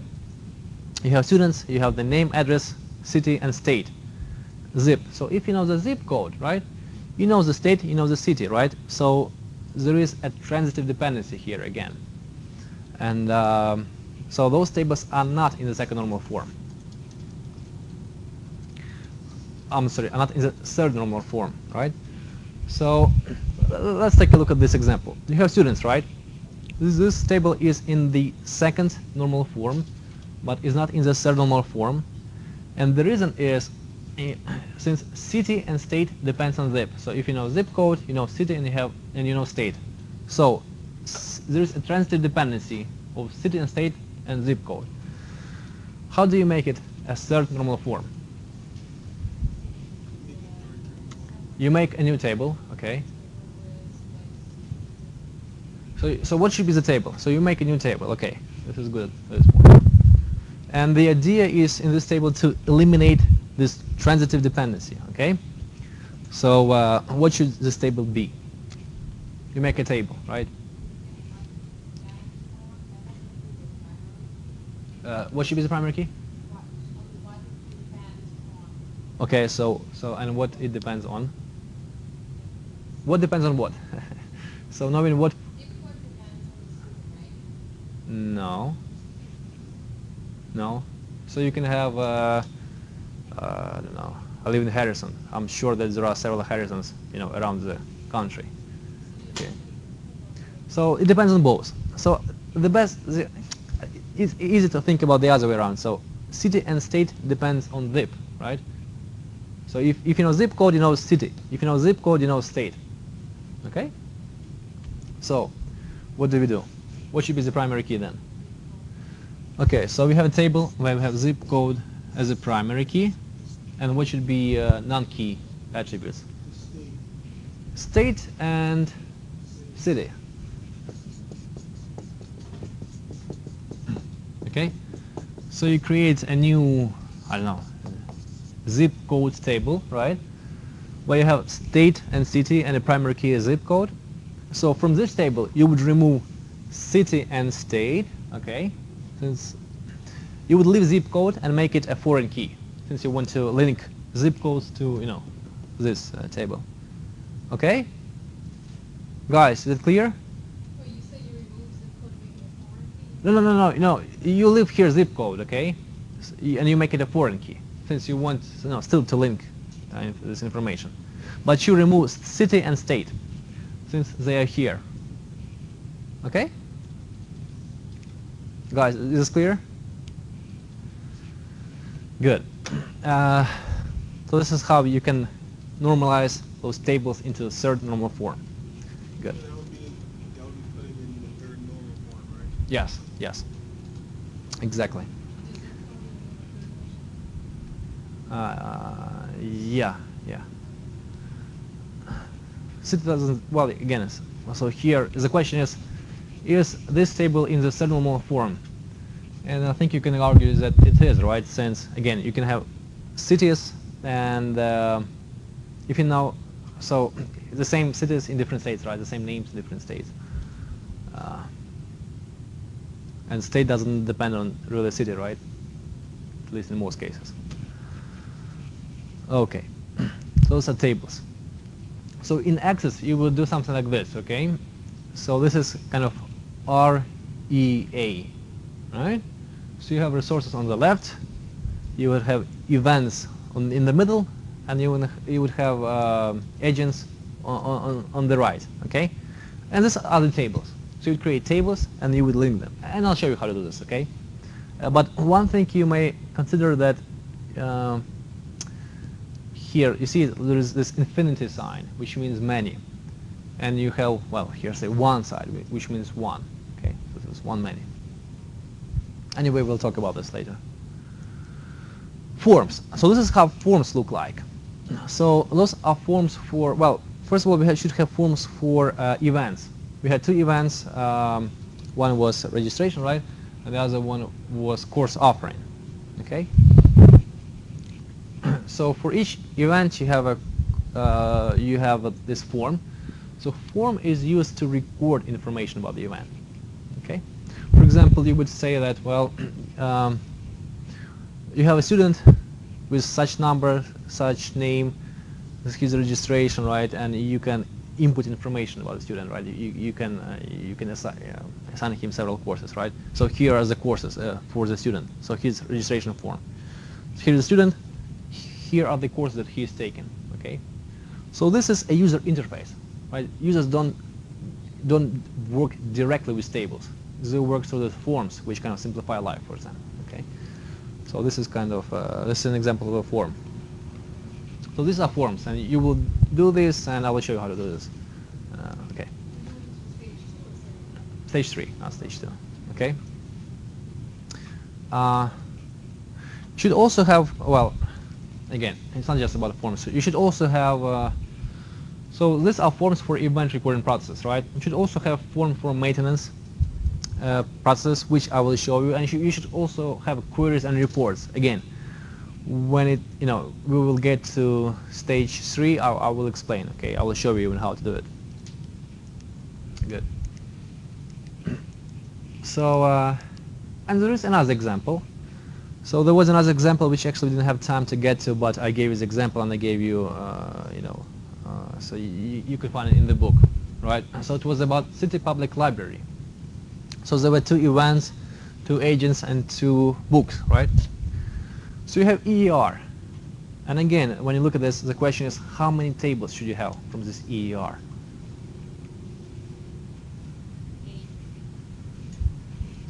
8.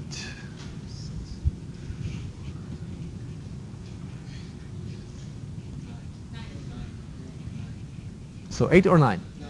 9. Why 9? So first of all, we don't have one-to-one relationship, right? It's either one-to-many or many-to-many. Okay.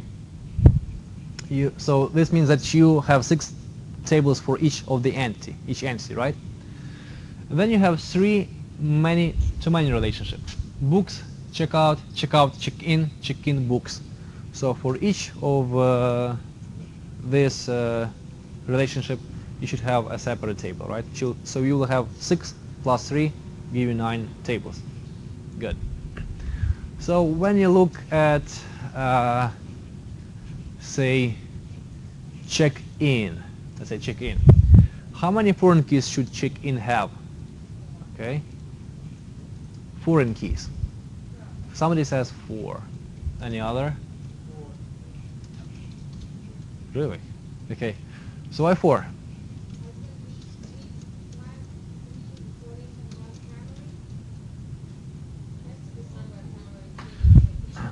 Check-in. Okay, so you have check-in, right? So how many foreign keys should you have?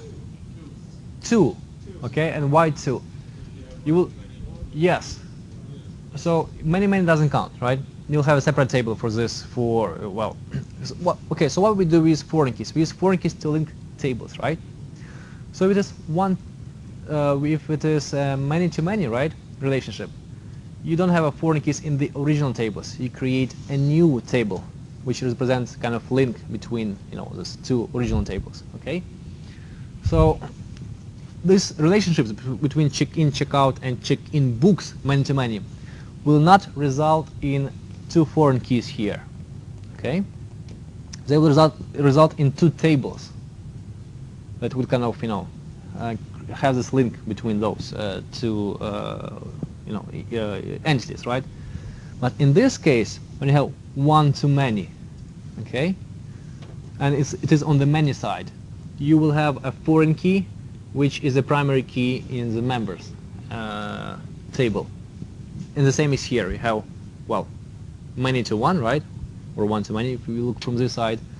So on the many side, you will get a foreign key, which is a primary key on the one side. Okay, so that's why check-in will have 2 foreign keys.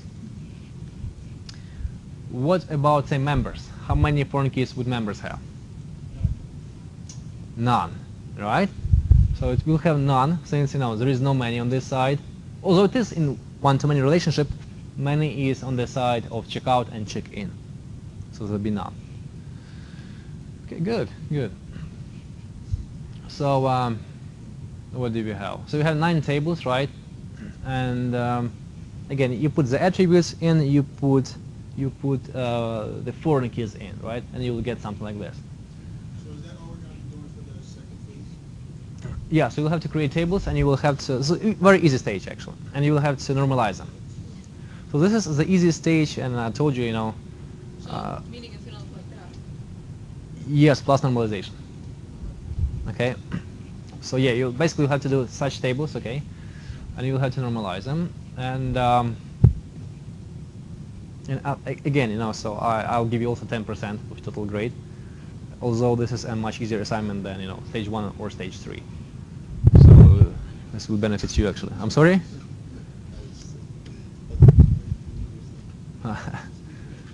Okay, so yeah, and this is how it will look in Access, right? Again, REA. Although you will have these tables, for this man-to-man relationship here, but we will discuss it. Okay. Okay, so this is the end of this. So let me explain you stage 2, right? Yeah, stage 2, and also had some exercises which I would like to do quickly. I also planned to cover slightly the next chapter, but probably we won't be able to do it today. Okay. So, okay, so you have solutions for stage 1, right? This is the only thing that you should use for stage 2, okay? So you finish stage 1, you gave me your works, okay? So kind of you forget about them. Well, maybe not really, but this is what you'll be using for this ER diagram. You'll be using for stage 2. So you have the diagram, right? You have entities and you have relationships between entities, right? So you will have to create tables, all right? Actually, let me bring the assignment. We don't have any attributes in the solution. Oh yeah, didn't give you attributes. You know, actually might be, yeah. This is a partial solution, but I think, yeah, I'll give you attributes, okay?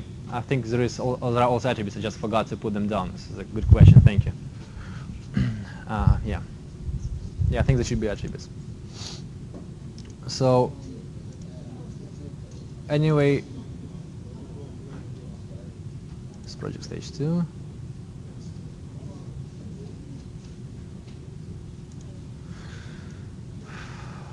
Okay, so you have the solution, right? You create tables, okay? You use rules from chapter to create tables, right? Which we discussed. Then you have to normalize tables into third normal form, okay? So if table is in the third normal form, you don't normalize it. If it is not in the third normal form, you do normalize it, okay? And so you should have, table primary keys, you should have foreign keys, and you should explain your normalization process, right? So you have a table. Well, you said, well, this table is in the third normal form because blah, blah, blah, so we don't have to normalize it. Or then this table is in the second normal form and it's not in the third because blah, blah, blah, we have to normalize it, so this is what we do. This is how we normalize it, okay?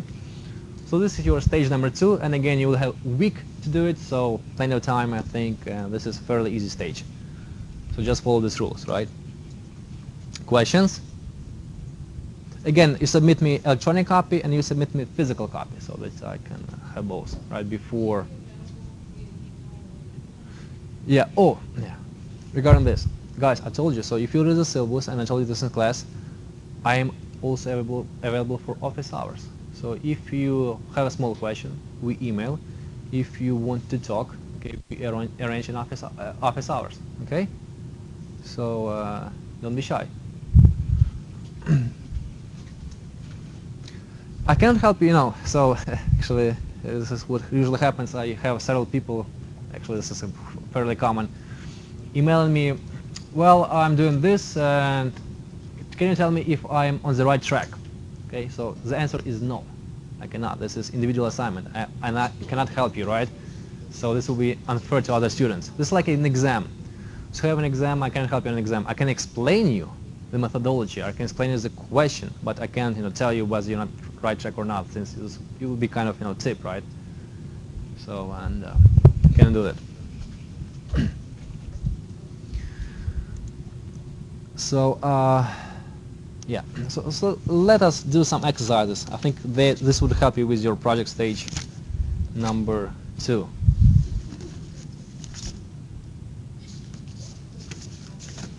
Wait.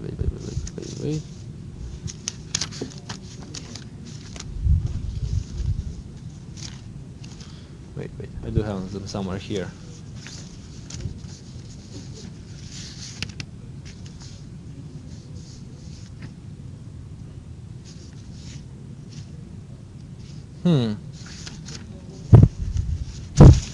This is strange.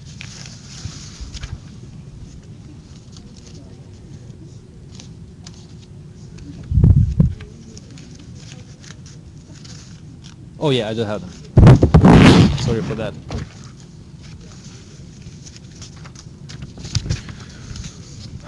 Okay, here are the exercises.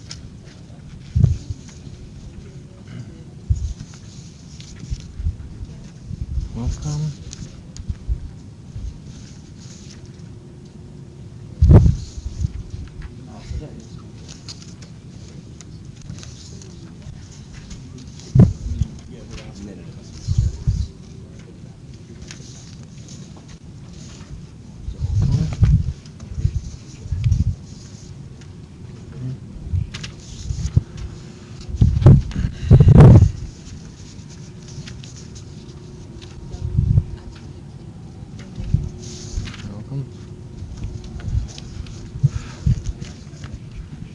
Okay.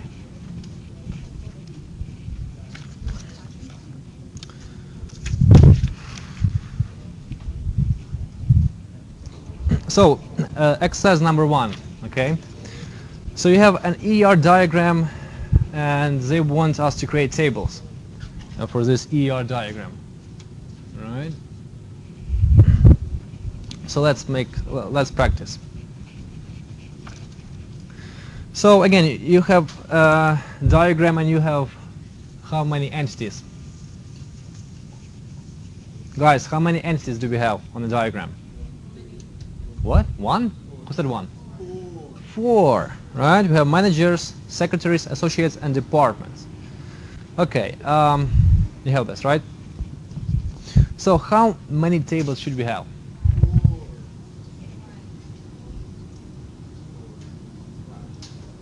Why five? There's no many. 4 or 5? 4 or 5? Say four. 4 or 5?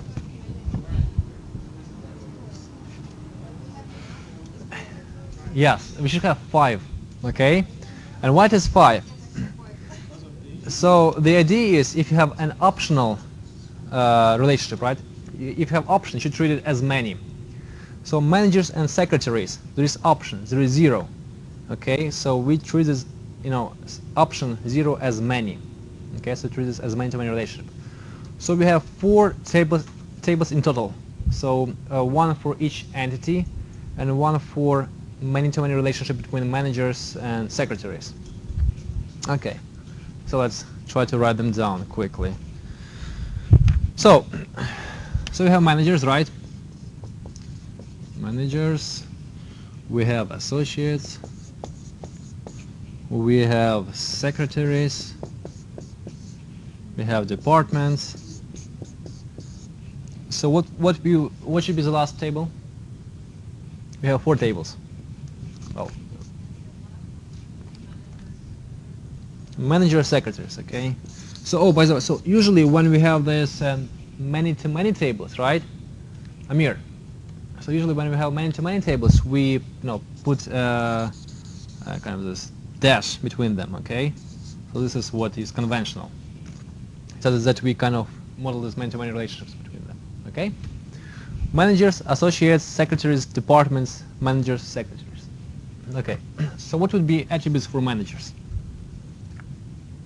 What would be attributes, fields for managers? Okay, so employee ID, right? Yeah. So at this point, we're making them up ourselves.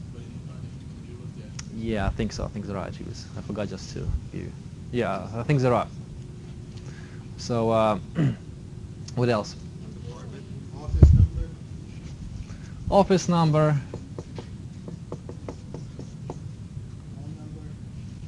Phone number. Well, name probably, right? And suppose that this is it, right? We can put address. We can put more stuff. Okay. What about associates, right? Yeah, actually, that's me very much the same, right? EID, I don't know, office number, employee ID. Well, again, office number, phone number, well, whatever, name, right? Actually, for all of for secretaries, the same. Okay, let me just quickly copy it. What should we have for departments? Yes. No, I don't think there is something like that. So we have department. What else?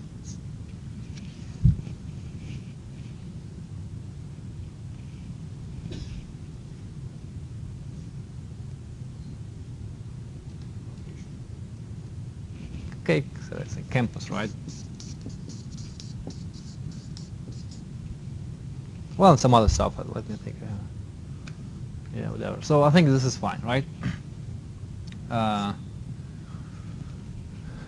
Okay, what about these manager secretaries? And what should we have here?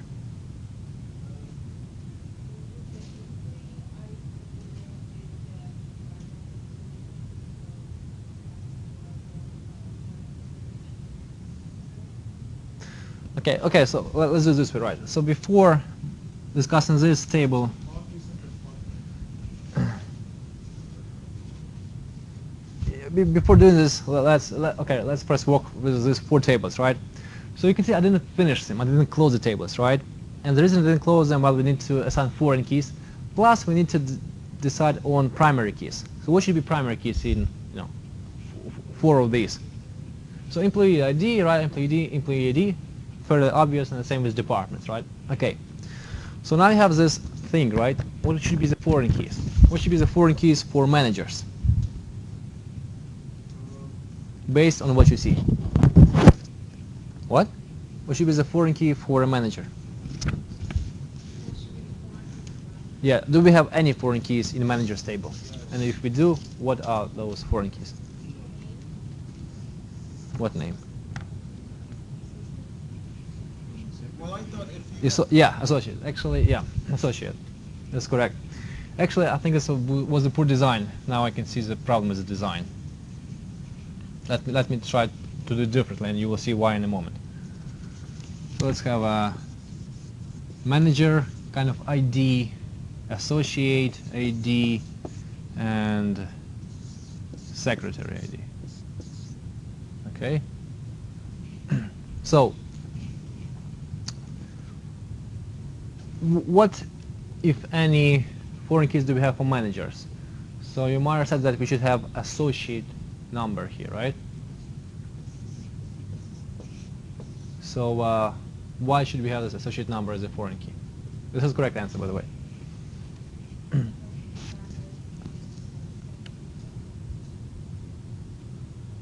oh, because associate means Well, actually, this is not correct. Correct. This is not right. No. you only need a foreign key to link it to secretary, right? Yeah. So I was going to say office number. Secretary, yeah, secretary. Why office number? Okay, why do we have? Why is this secretary not associate? Yeah, because we have, okay, so between managers and associates we have one-to-many relationship, right? Okay. Oh, yeah, you're correct. Actually, yeah, actually we don't have any foreign keys here. So I thought it was many-to-one. Yeah, no foreign keys here at all. I'm sorry. Managers and secretaries is many to many. Oh, so you're going to have a different table, right? So you're gonna Yes. have a foreign key. Yes. Okay, look, so managers and associates, right? So it's one-to-many, but many is on the side of associates, right? So the rules tell us, well, take the primary key from the one side, which is manager number, and make it a foreign key in this associates table on this many side, okay? So that's why we don't have here associate number. Then it's also linked to secretaries, right? Say what? So what's the question? So you need to make it a foreign key? What? The associates. So when you go to the associates, what's going to be the foreign key? From your manager, it's got to be, right? Yeah, so we'll get to this. But let's first, no, okay, so let's make it one by one, okay? Don't rush it. So first, managers, okay? Guys, listen, let's go one by one. First table is managers, right? So you want to decide whether we have to have any foreign keys or not. So we look at, so managers have association with associates and secretaries, right? Okay, so those are two relationships. Now, when you look at relationship between managers and associates, it's one-to-many, okay? And we know that what you do in one-to-many relationship, you take the primary key from the one side, which is managers, and you make it a foreign key on the many side, which are associates, okay? So we will have a link between managers and associates, but this would be in this table, in associates table, not in the managers table, okay? Then you look at managers and secretaries, okay? This is pseudo many-to-many relationship, okay? So we create a new table for this relationship. So we don't need foreign keys to link managers and secretaries, okay? So that's why we don't have any foreign keys in the managers table. Okay, guys, is it clear? Because you created a new table. I'm sorry? Because you created a new table, that's why you don't have Yes, yes, exactly. So let's go next. Then we have tables for associates, right? Okay, good. So the question is, how many foreign keys should we have here, and why? 2. Yeah, so that's correct. So we should have 2 foreign keys. Why?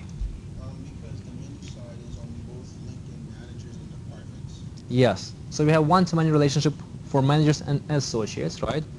So we take a primary key from managers and make it from this is one side and make it foreign key on this many side. And the same is true with departments, right? So exactly for the same reason, because we have this one-to-many relationship. Okay. Good. Then we have secretaries. So what do we do with secretaries? Okay, good. So let me ask someone a question. So Amir, so why do we make secretary number, ID, whatever, foreign key?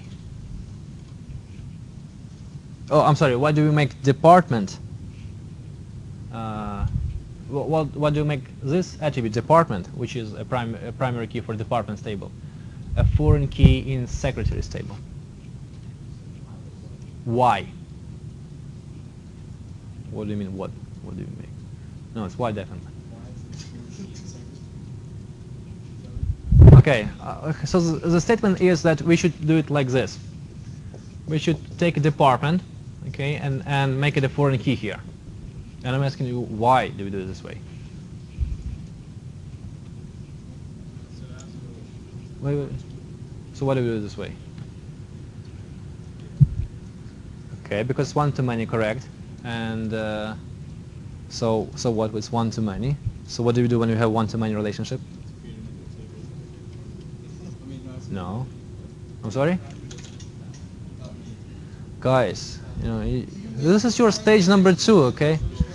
You have to listen, and if you don't understand, ask questions. This is basically I'm showing you how you should do it, okay? I'm showing you how you should do your stage number 2, okay?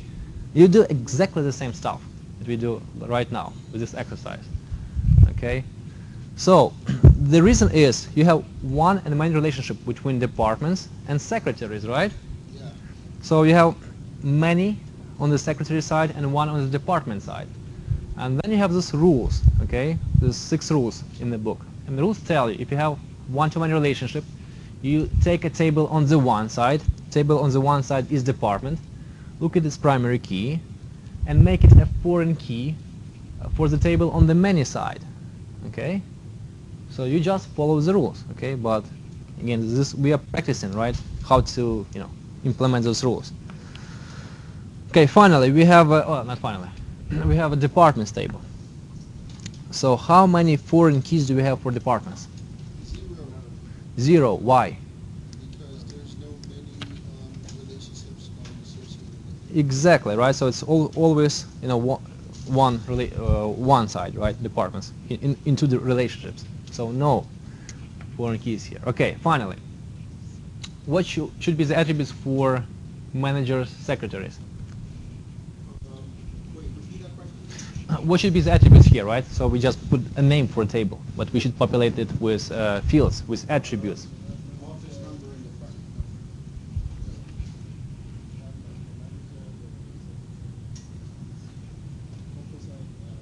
Yeah, so you should make a composite key. Again, when we create this many-to-many tables, right, for these many-to-many relationships, we take a primary from the first table, primary key from the first table. We take the primary key from the second table, and we make it a composite primary key, okay? So we do like this. We take this with primary key. We take primary key from this, right? From the second table in the relationship. And we make it a composite primary key, okay? It is also a foreign key. Don't forget about this, right? So each part of this composite key is also a foreign key. So there is a primary key here, which well, so this is, well, so you have a attribute which is a primary key in another table, okay? So it is a foreign key by definition. Okay, so, and here's so basically the idea, and here you can add some other attributes which should be unique to this relationship, right? For example, here they have, I have a solution, so it says date assigned. Okay. So you have manager and secretary. So secretary was assigned to manager on that day, for example, right? So this is an attribute which is unique to this relationship. Okay.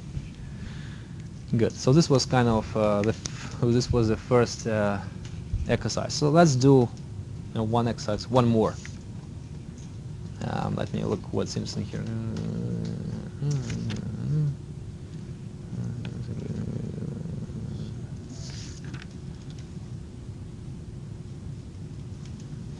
Okay, so let's do number 2. Okay. So number 2. So so we have a table, professor assistant, right? We have a table, professor assistant, and we have that a grader could be assigned to multiple professors, and each professor could have multiple graders. The table shows that professor grader assignment and the hours per week that each grader is assigned to work for each professor. Okay, required, indicate one insert anomaly and one delete anomaly, given the design of the above table. So, first of all, when you look at the table, what is this table? What is this table? What does it show us?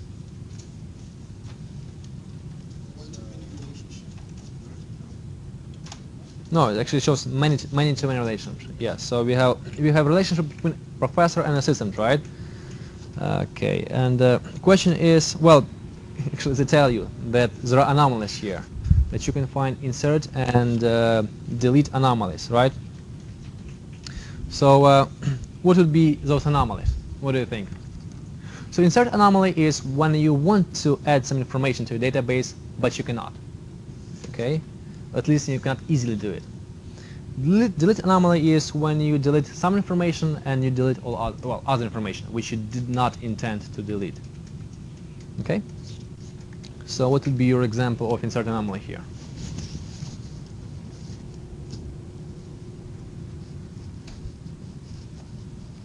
So insert anomaly, we want to add some information, okay, but we cannot easily do it.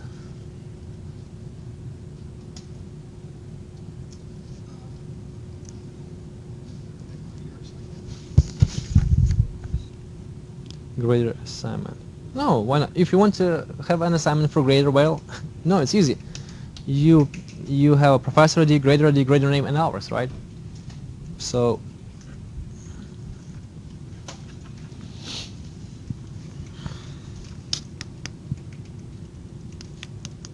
okay, so example. Okay, so I'll tell you example for insert anomaly, and you'll tell me example for delete anomaly. So suppose for insert anomaly, suppose you want to add a grader, information about the grader, which has not been yet assigned to a professor. Can you do it? No, Why not? because the professor is the primary. Yes, so you have immediately assigned a professor to it. Actually, a primary key here, I think, is professor ID and grader ID. So this is a composite primary key, right? It says prof assistant, right? So and you have this dash. So I told you, whenever you have this dash, this is for this, many-to-many relationship, right? So you have a composite primary key here. Good. So what would be an example of delete anomaly? Again, delete anomaly is when you want to delete information about something, but you end up deleting more information that you planned to. Okay? Yeah. So you have a professor, right? And well, again, he moved to some other school. So you delete information about this professor. Then you would also delete information about grader his name, at least his name, right? Which is not good. The hours he works, so. Yeah, hours. But hours, well, yeah, but I think this makes sense to do it hours. Table shows the professor grader assignment and the hours per week that each grader is assigned to work for each professor. So it kind of makes sense to do these hours, right? Why would you keep them anyway? So question number 2. Which normal form does the prof assistant table violate? Why? Okay, so apparently we have an anomaly here. And why do we have this anomaly?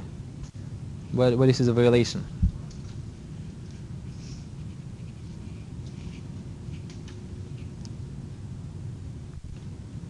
Remember, we have 3 forms: first normal form, second normal form, and third normal form, right?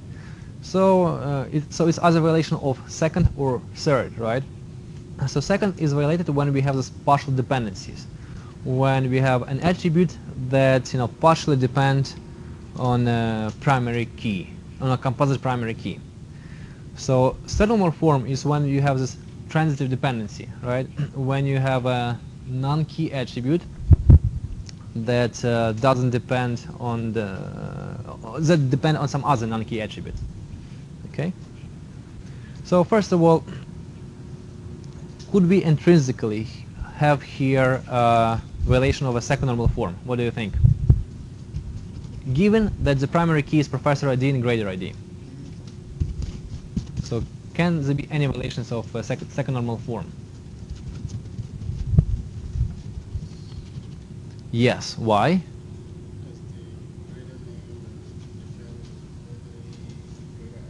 Yeah. Okay. Yeah. So this was the answer. So okay. First of all, you think, can we have a violation of second normal form?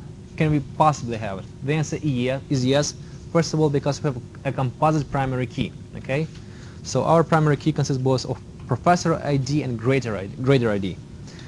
Then you look, you take non-key attributes, for example, a grader name, and look if it depends only on a portion of a primary key. And indeed, you can see that grader name depends only on the grader ID, right? So it has nothing to do with professor ID. So we have a transitive, partial dependency, right? What about hours? The hours depends on the grade ID for that particular professor. Yeah, so it depends both on professor ID and grader ID, right? So the only thing that is the problem here is this grader name. Okay, then the next question: do we have a violation of the third normal form?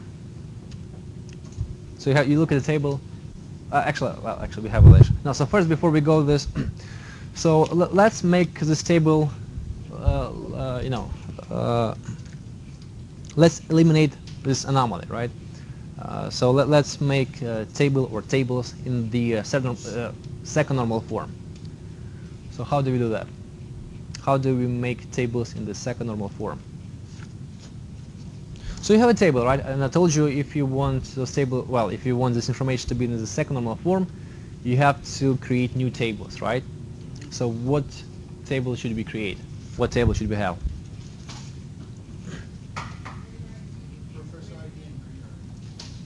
Okay, so we have the first table. So let's leave the name as it is. So this is the original table. Professor assistant, right? What should we leave in this table? What do we leave in this table? So we leave here professor ID. Okay. What else? Grader ID. So you don't want to do it. Okay. So we have to split this table. Okay. We cannot leave everything. So from this table we have to create 2 new tables, which should be in the second normal form, basically where we wouldn't have any partial dependencies. Okay, so partial dependency is like here, when grader name depends only on the grader ID, not on the professor ID. Okay. So what do we do?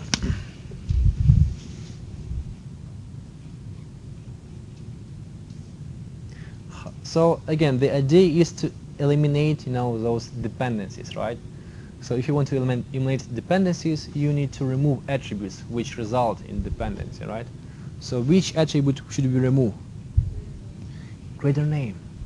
Right, so we remove greater name. So we leave hours, since hours do not result in any partial dependencies, right? Okay, so this is one table. Right? What should be the other table?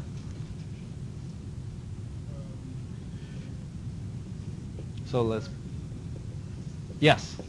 So we'll have another table, like graders, whatever. So we have a grader ID and his name, right?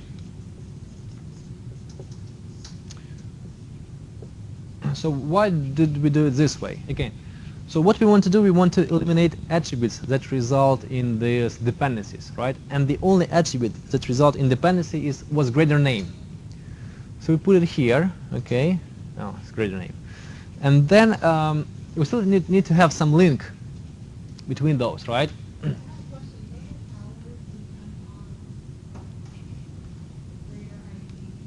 It depends on both. So ours depends both on professor ID and grader ID. So you see, so it depends on the whole key, not only on the part of it. So there is no violation of second normal form. Okay? Good. So here, graders. So grader ID and name. And the reason why we have here grader ID, so we want to have a link between those two tables, okay? And the name depends on grader ID. So that's why we make it a primary key here. And well, by definition, this becomes also a foreign key, right? Since grader ID is a primary key here. And so this is how you normalize. And this is what you will have to do in your stage 2. The only one thing is, so do we have any partial dependencies here? I'm sorry, transitive dependency. So are those tables in the second normal form or not? So they are in the second. Are those tables in the third normal form or are they not? I'm sorry? Why not? No, they are in the second normal form. So we just did it, right? But the question is, we have two new tables. Are those tables in the third normal form or are they not in the third normal form? Third normal form is when... Wait. I think it's important. So third normal form is when you have one non-key attribute. Well, for example, this one. Some depending on the other non-key attribute, right? So the question is, do we have something like this here? When one non-key attribute depends on some other non-key attribute. No, and we cannot, right? First of all, there is only one non-key attribute at each table, right? So by definition, we cannot have this, right? So not. The answer is no. So it is in the third normal form, okay? So we are, so we... Yeah, so look, so table is in the third normal form if it is in the second plus there are no transitive dependencies. So they kind of build up on each other, okay? Okay, good. So it's 10. So here's the assignment. I'll give you the attributes, and I think there are attributes. I have just forgotten to put them. And I'll grade first stage this week. Okay, so by next Tuesday, at least you will know your grade for stage 1. Yes, question? Say it again? Solutions for quiz solutions?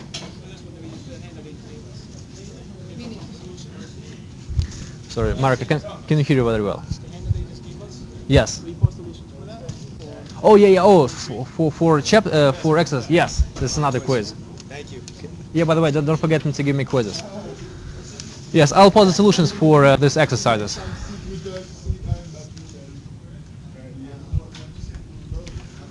You're taking a quiz. Do you want to talk? Yeah. Okay, good. So yeah, let.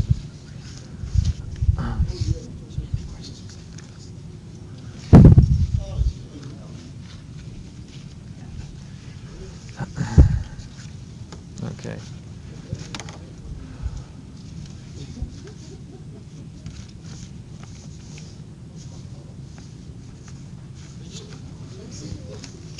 Oh, hey, Shafan. Yeah, I am.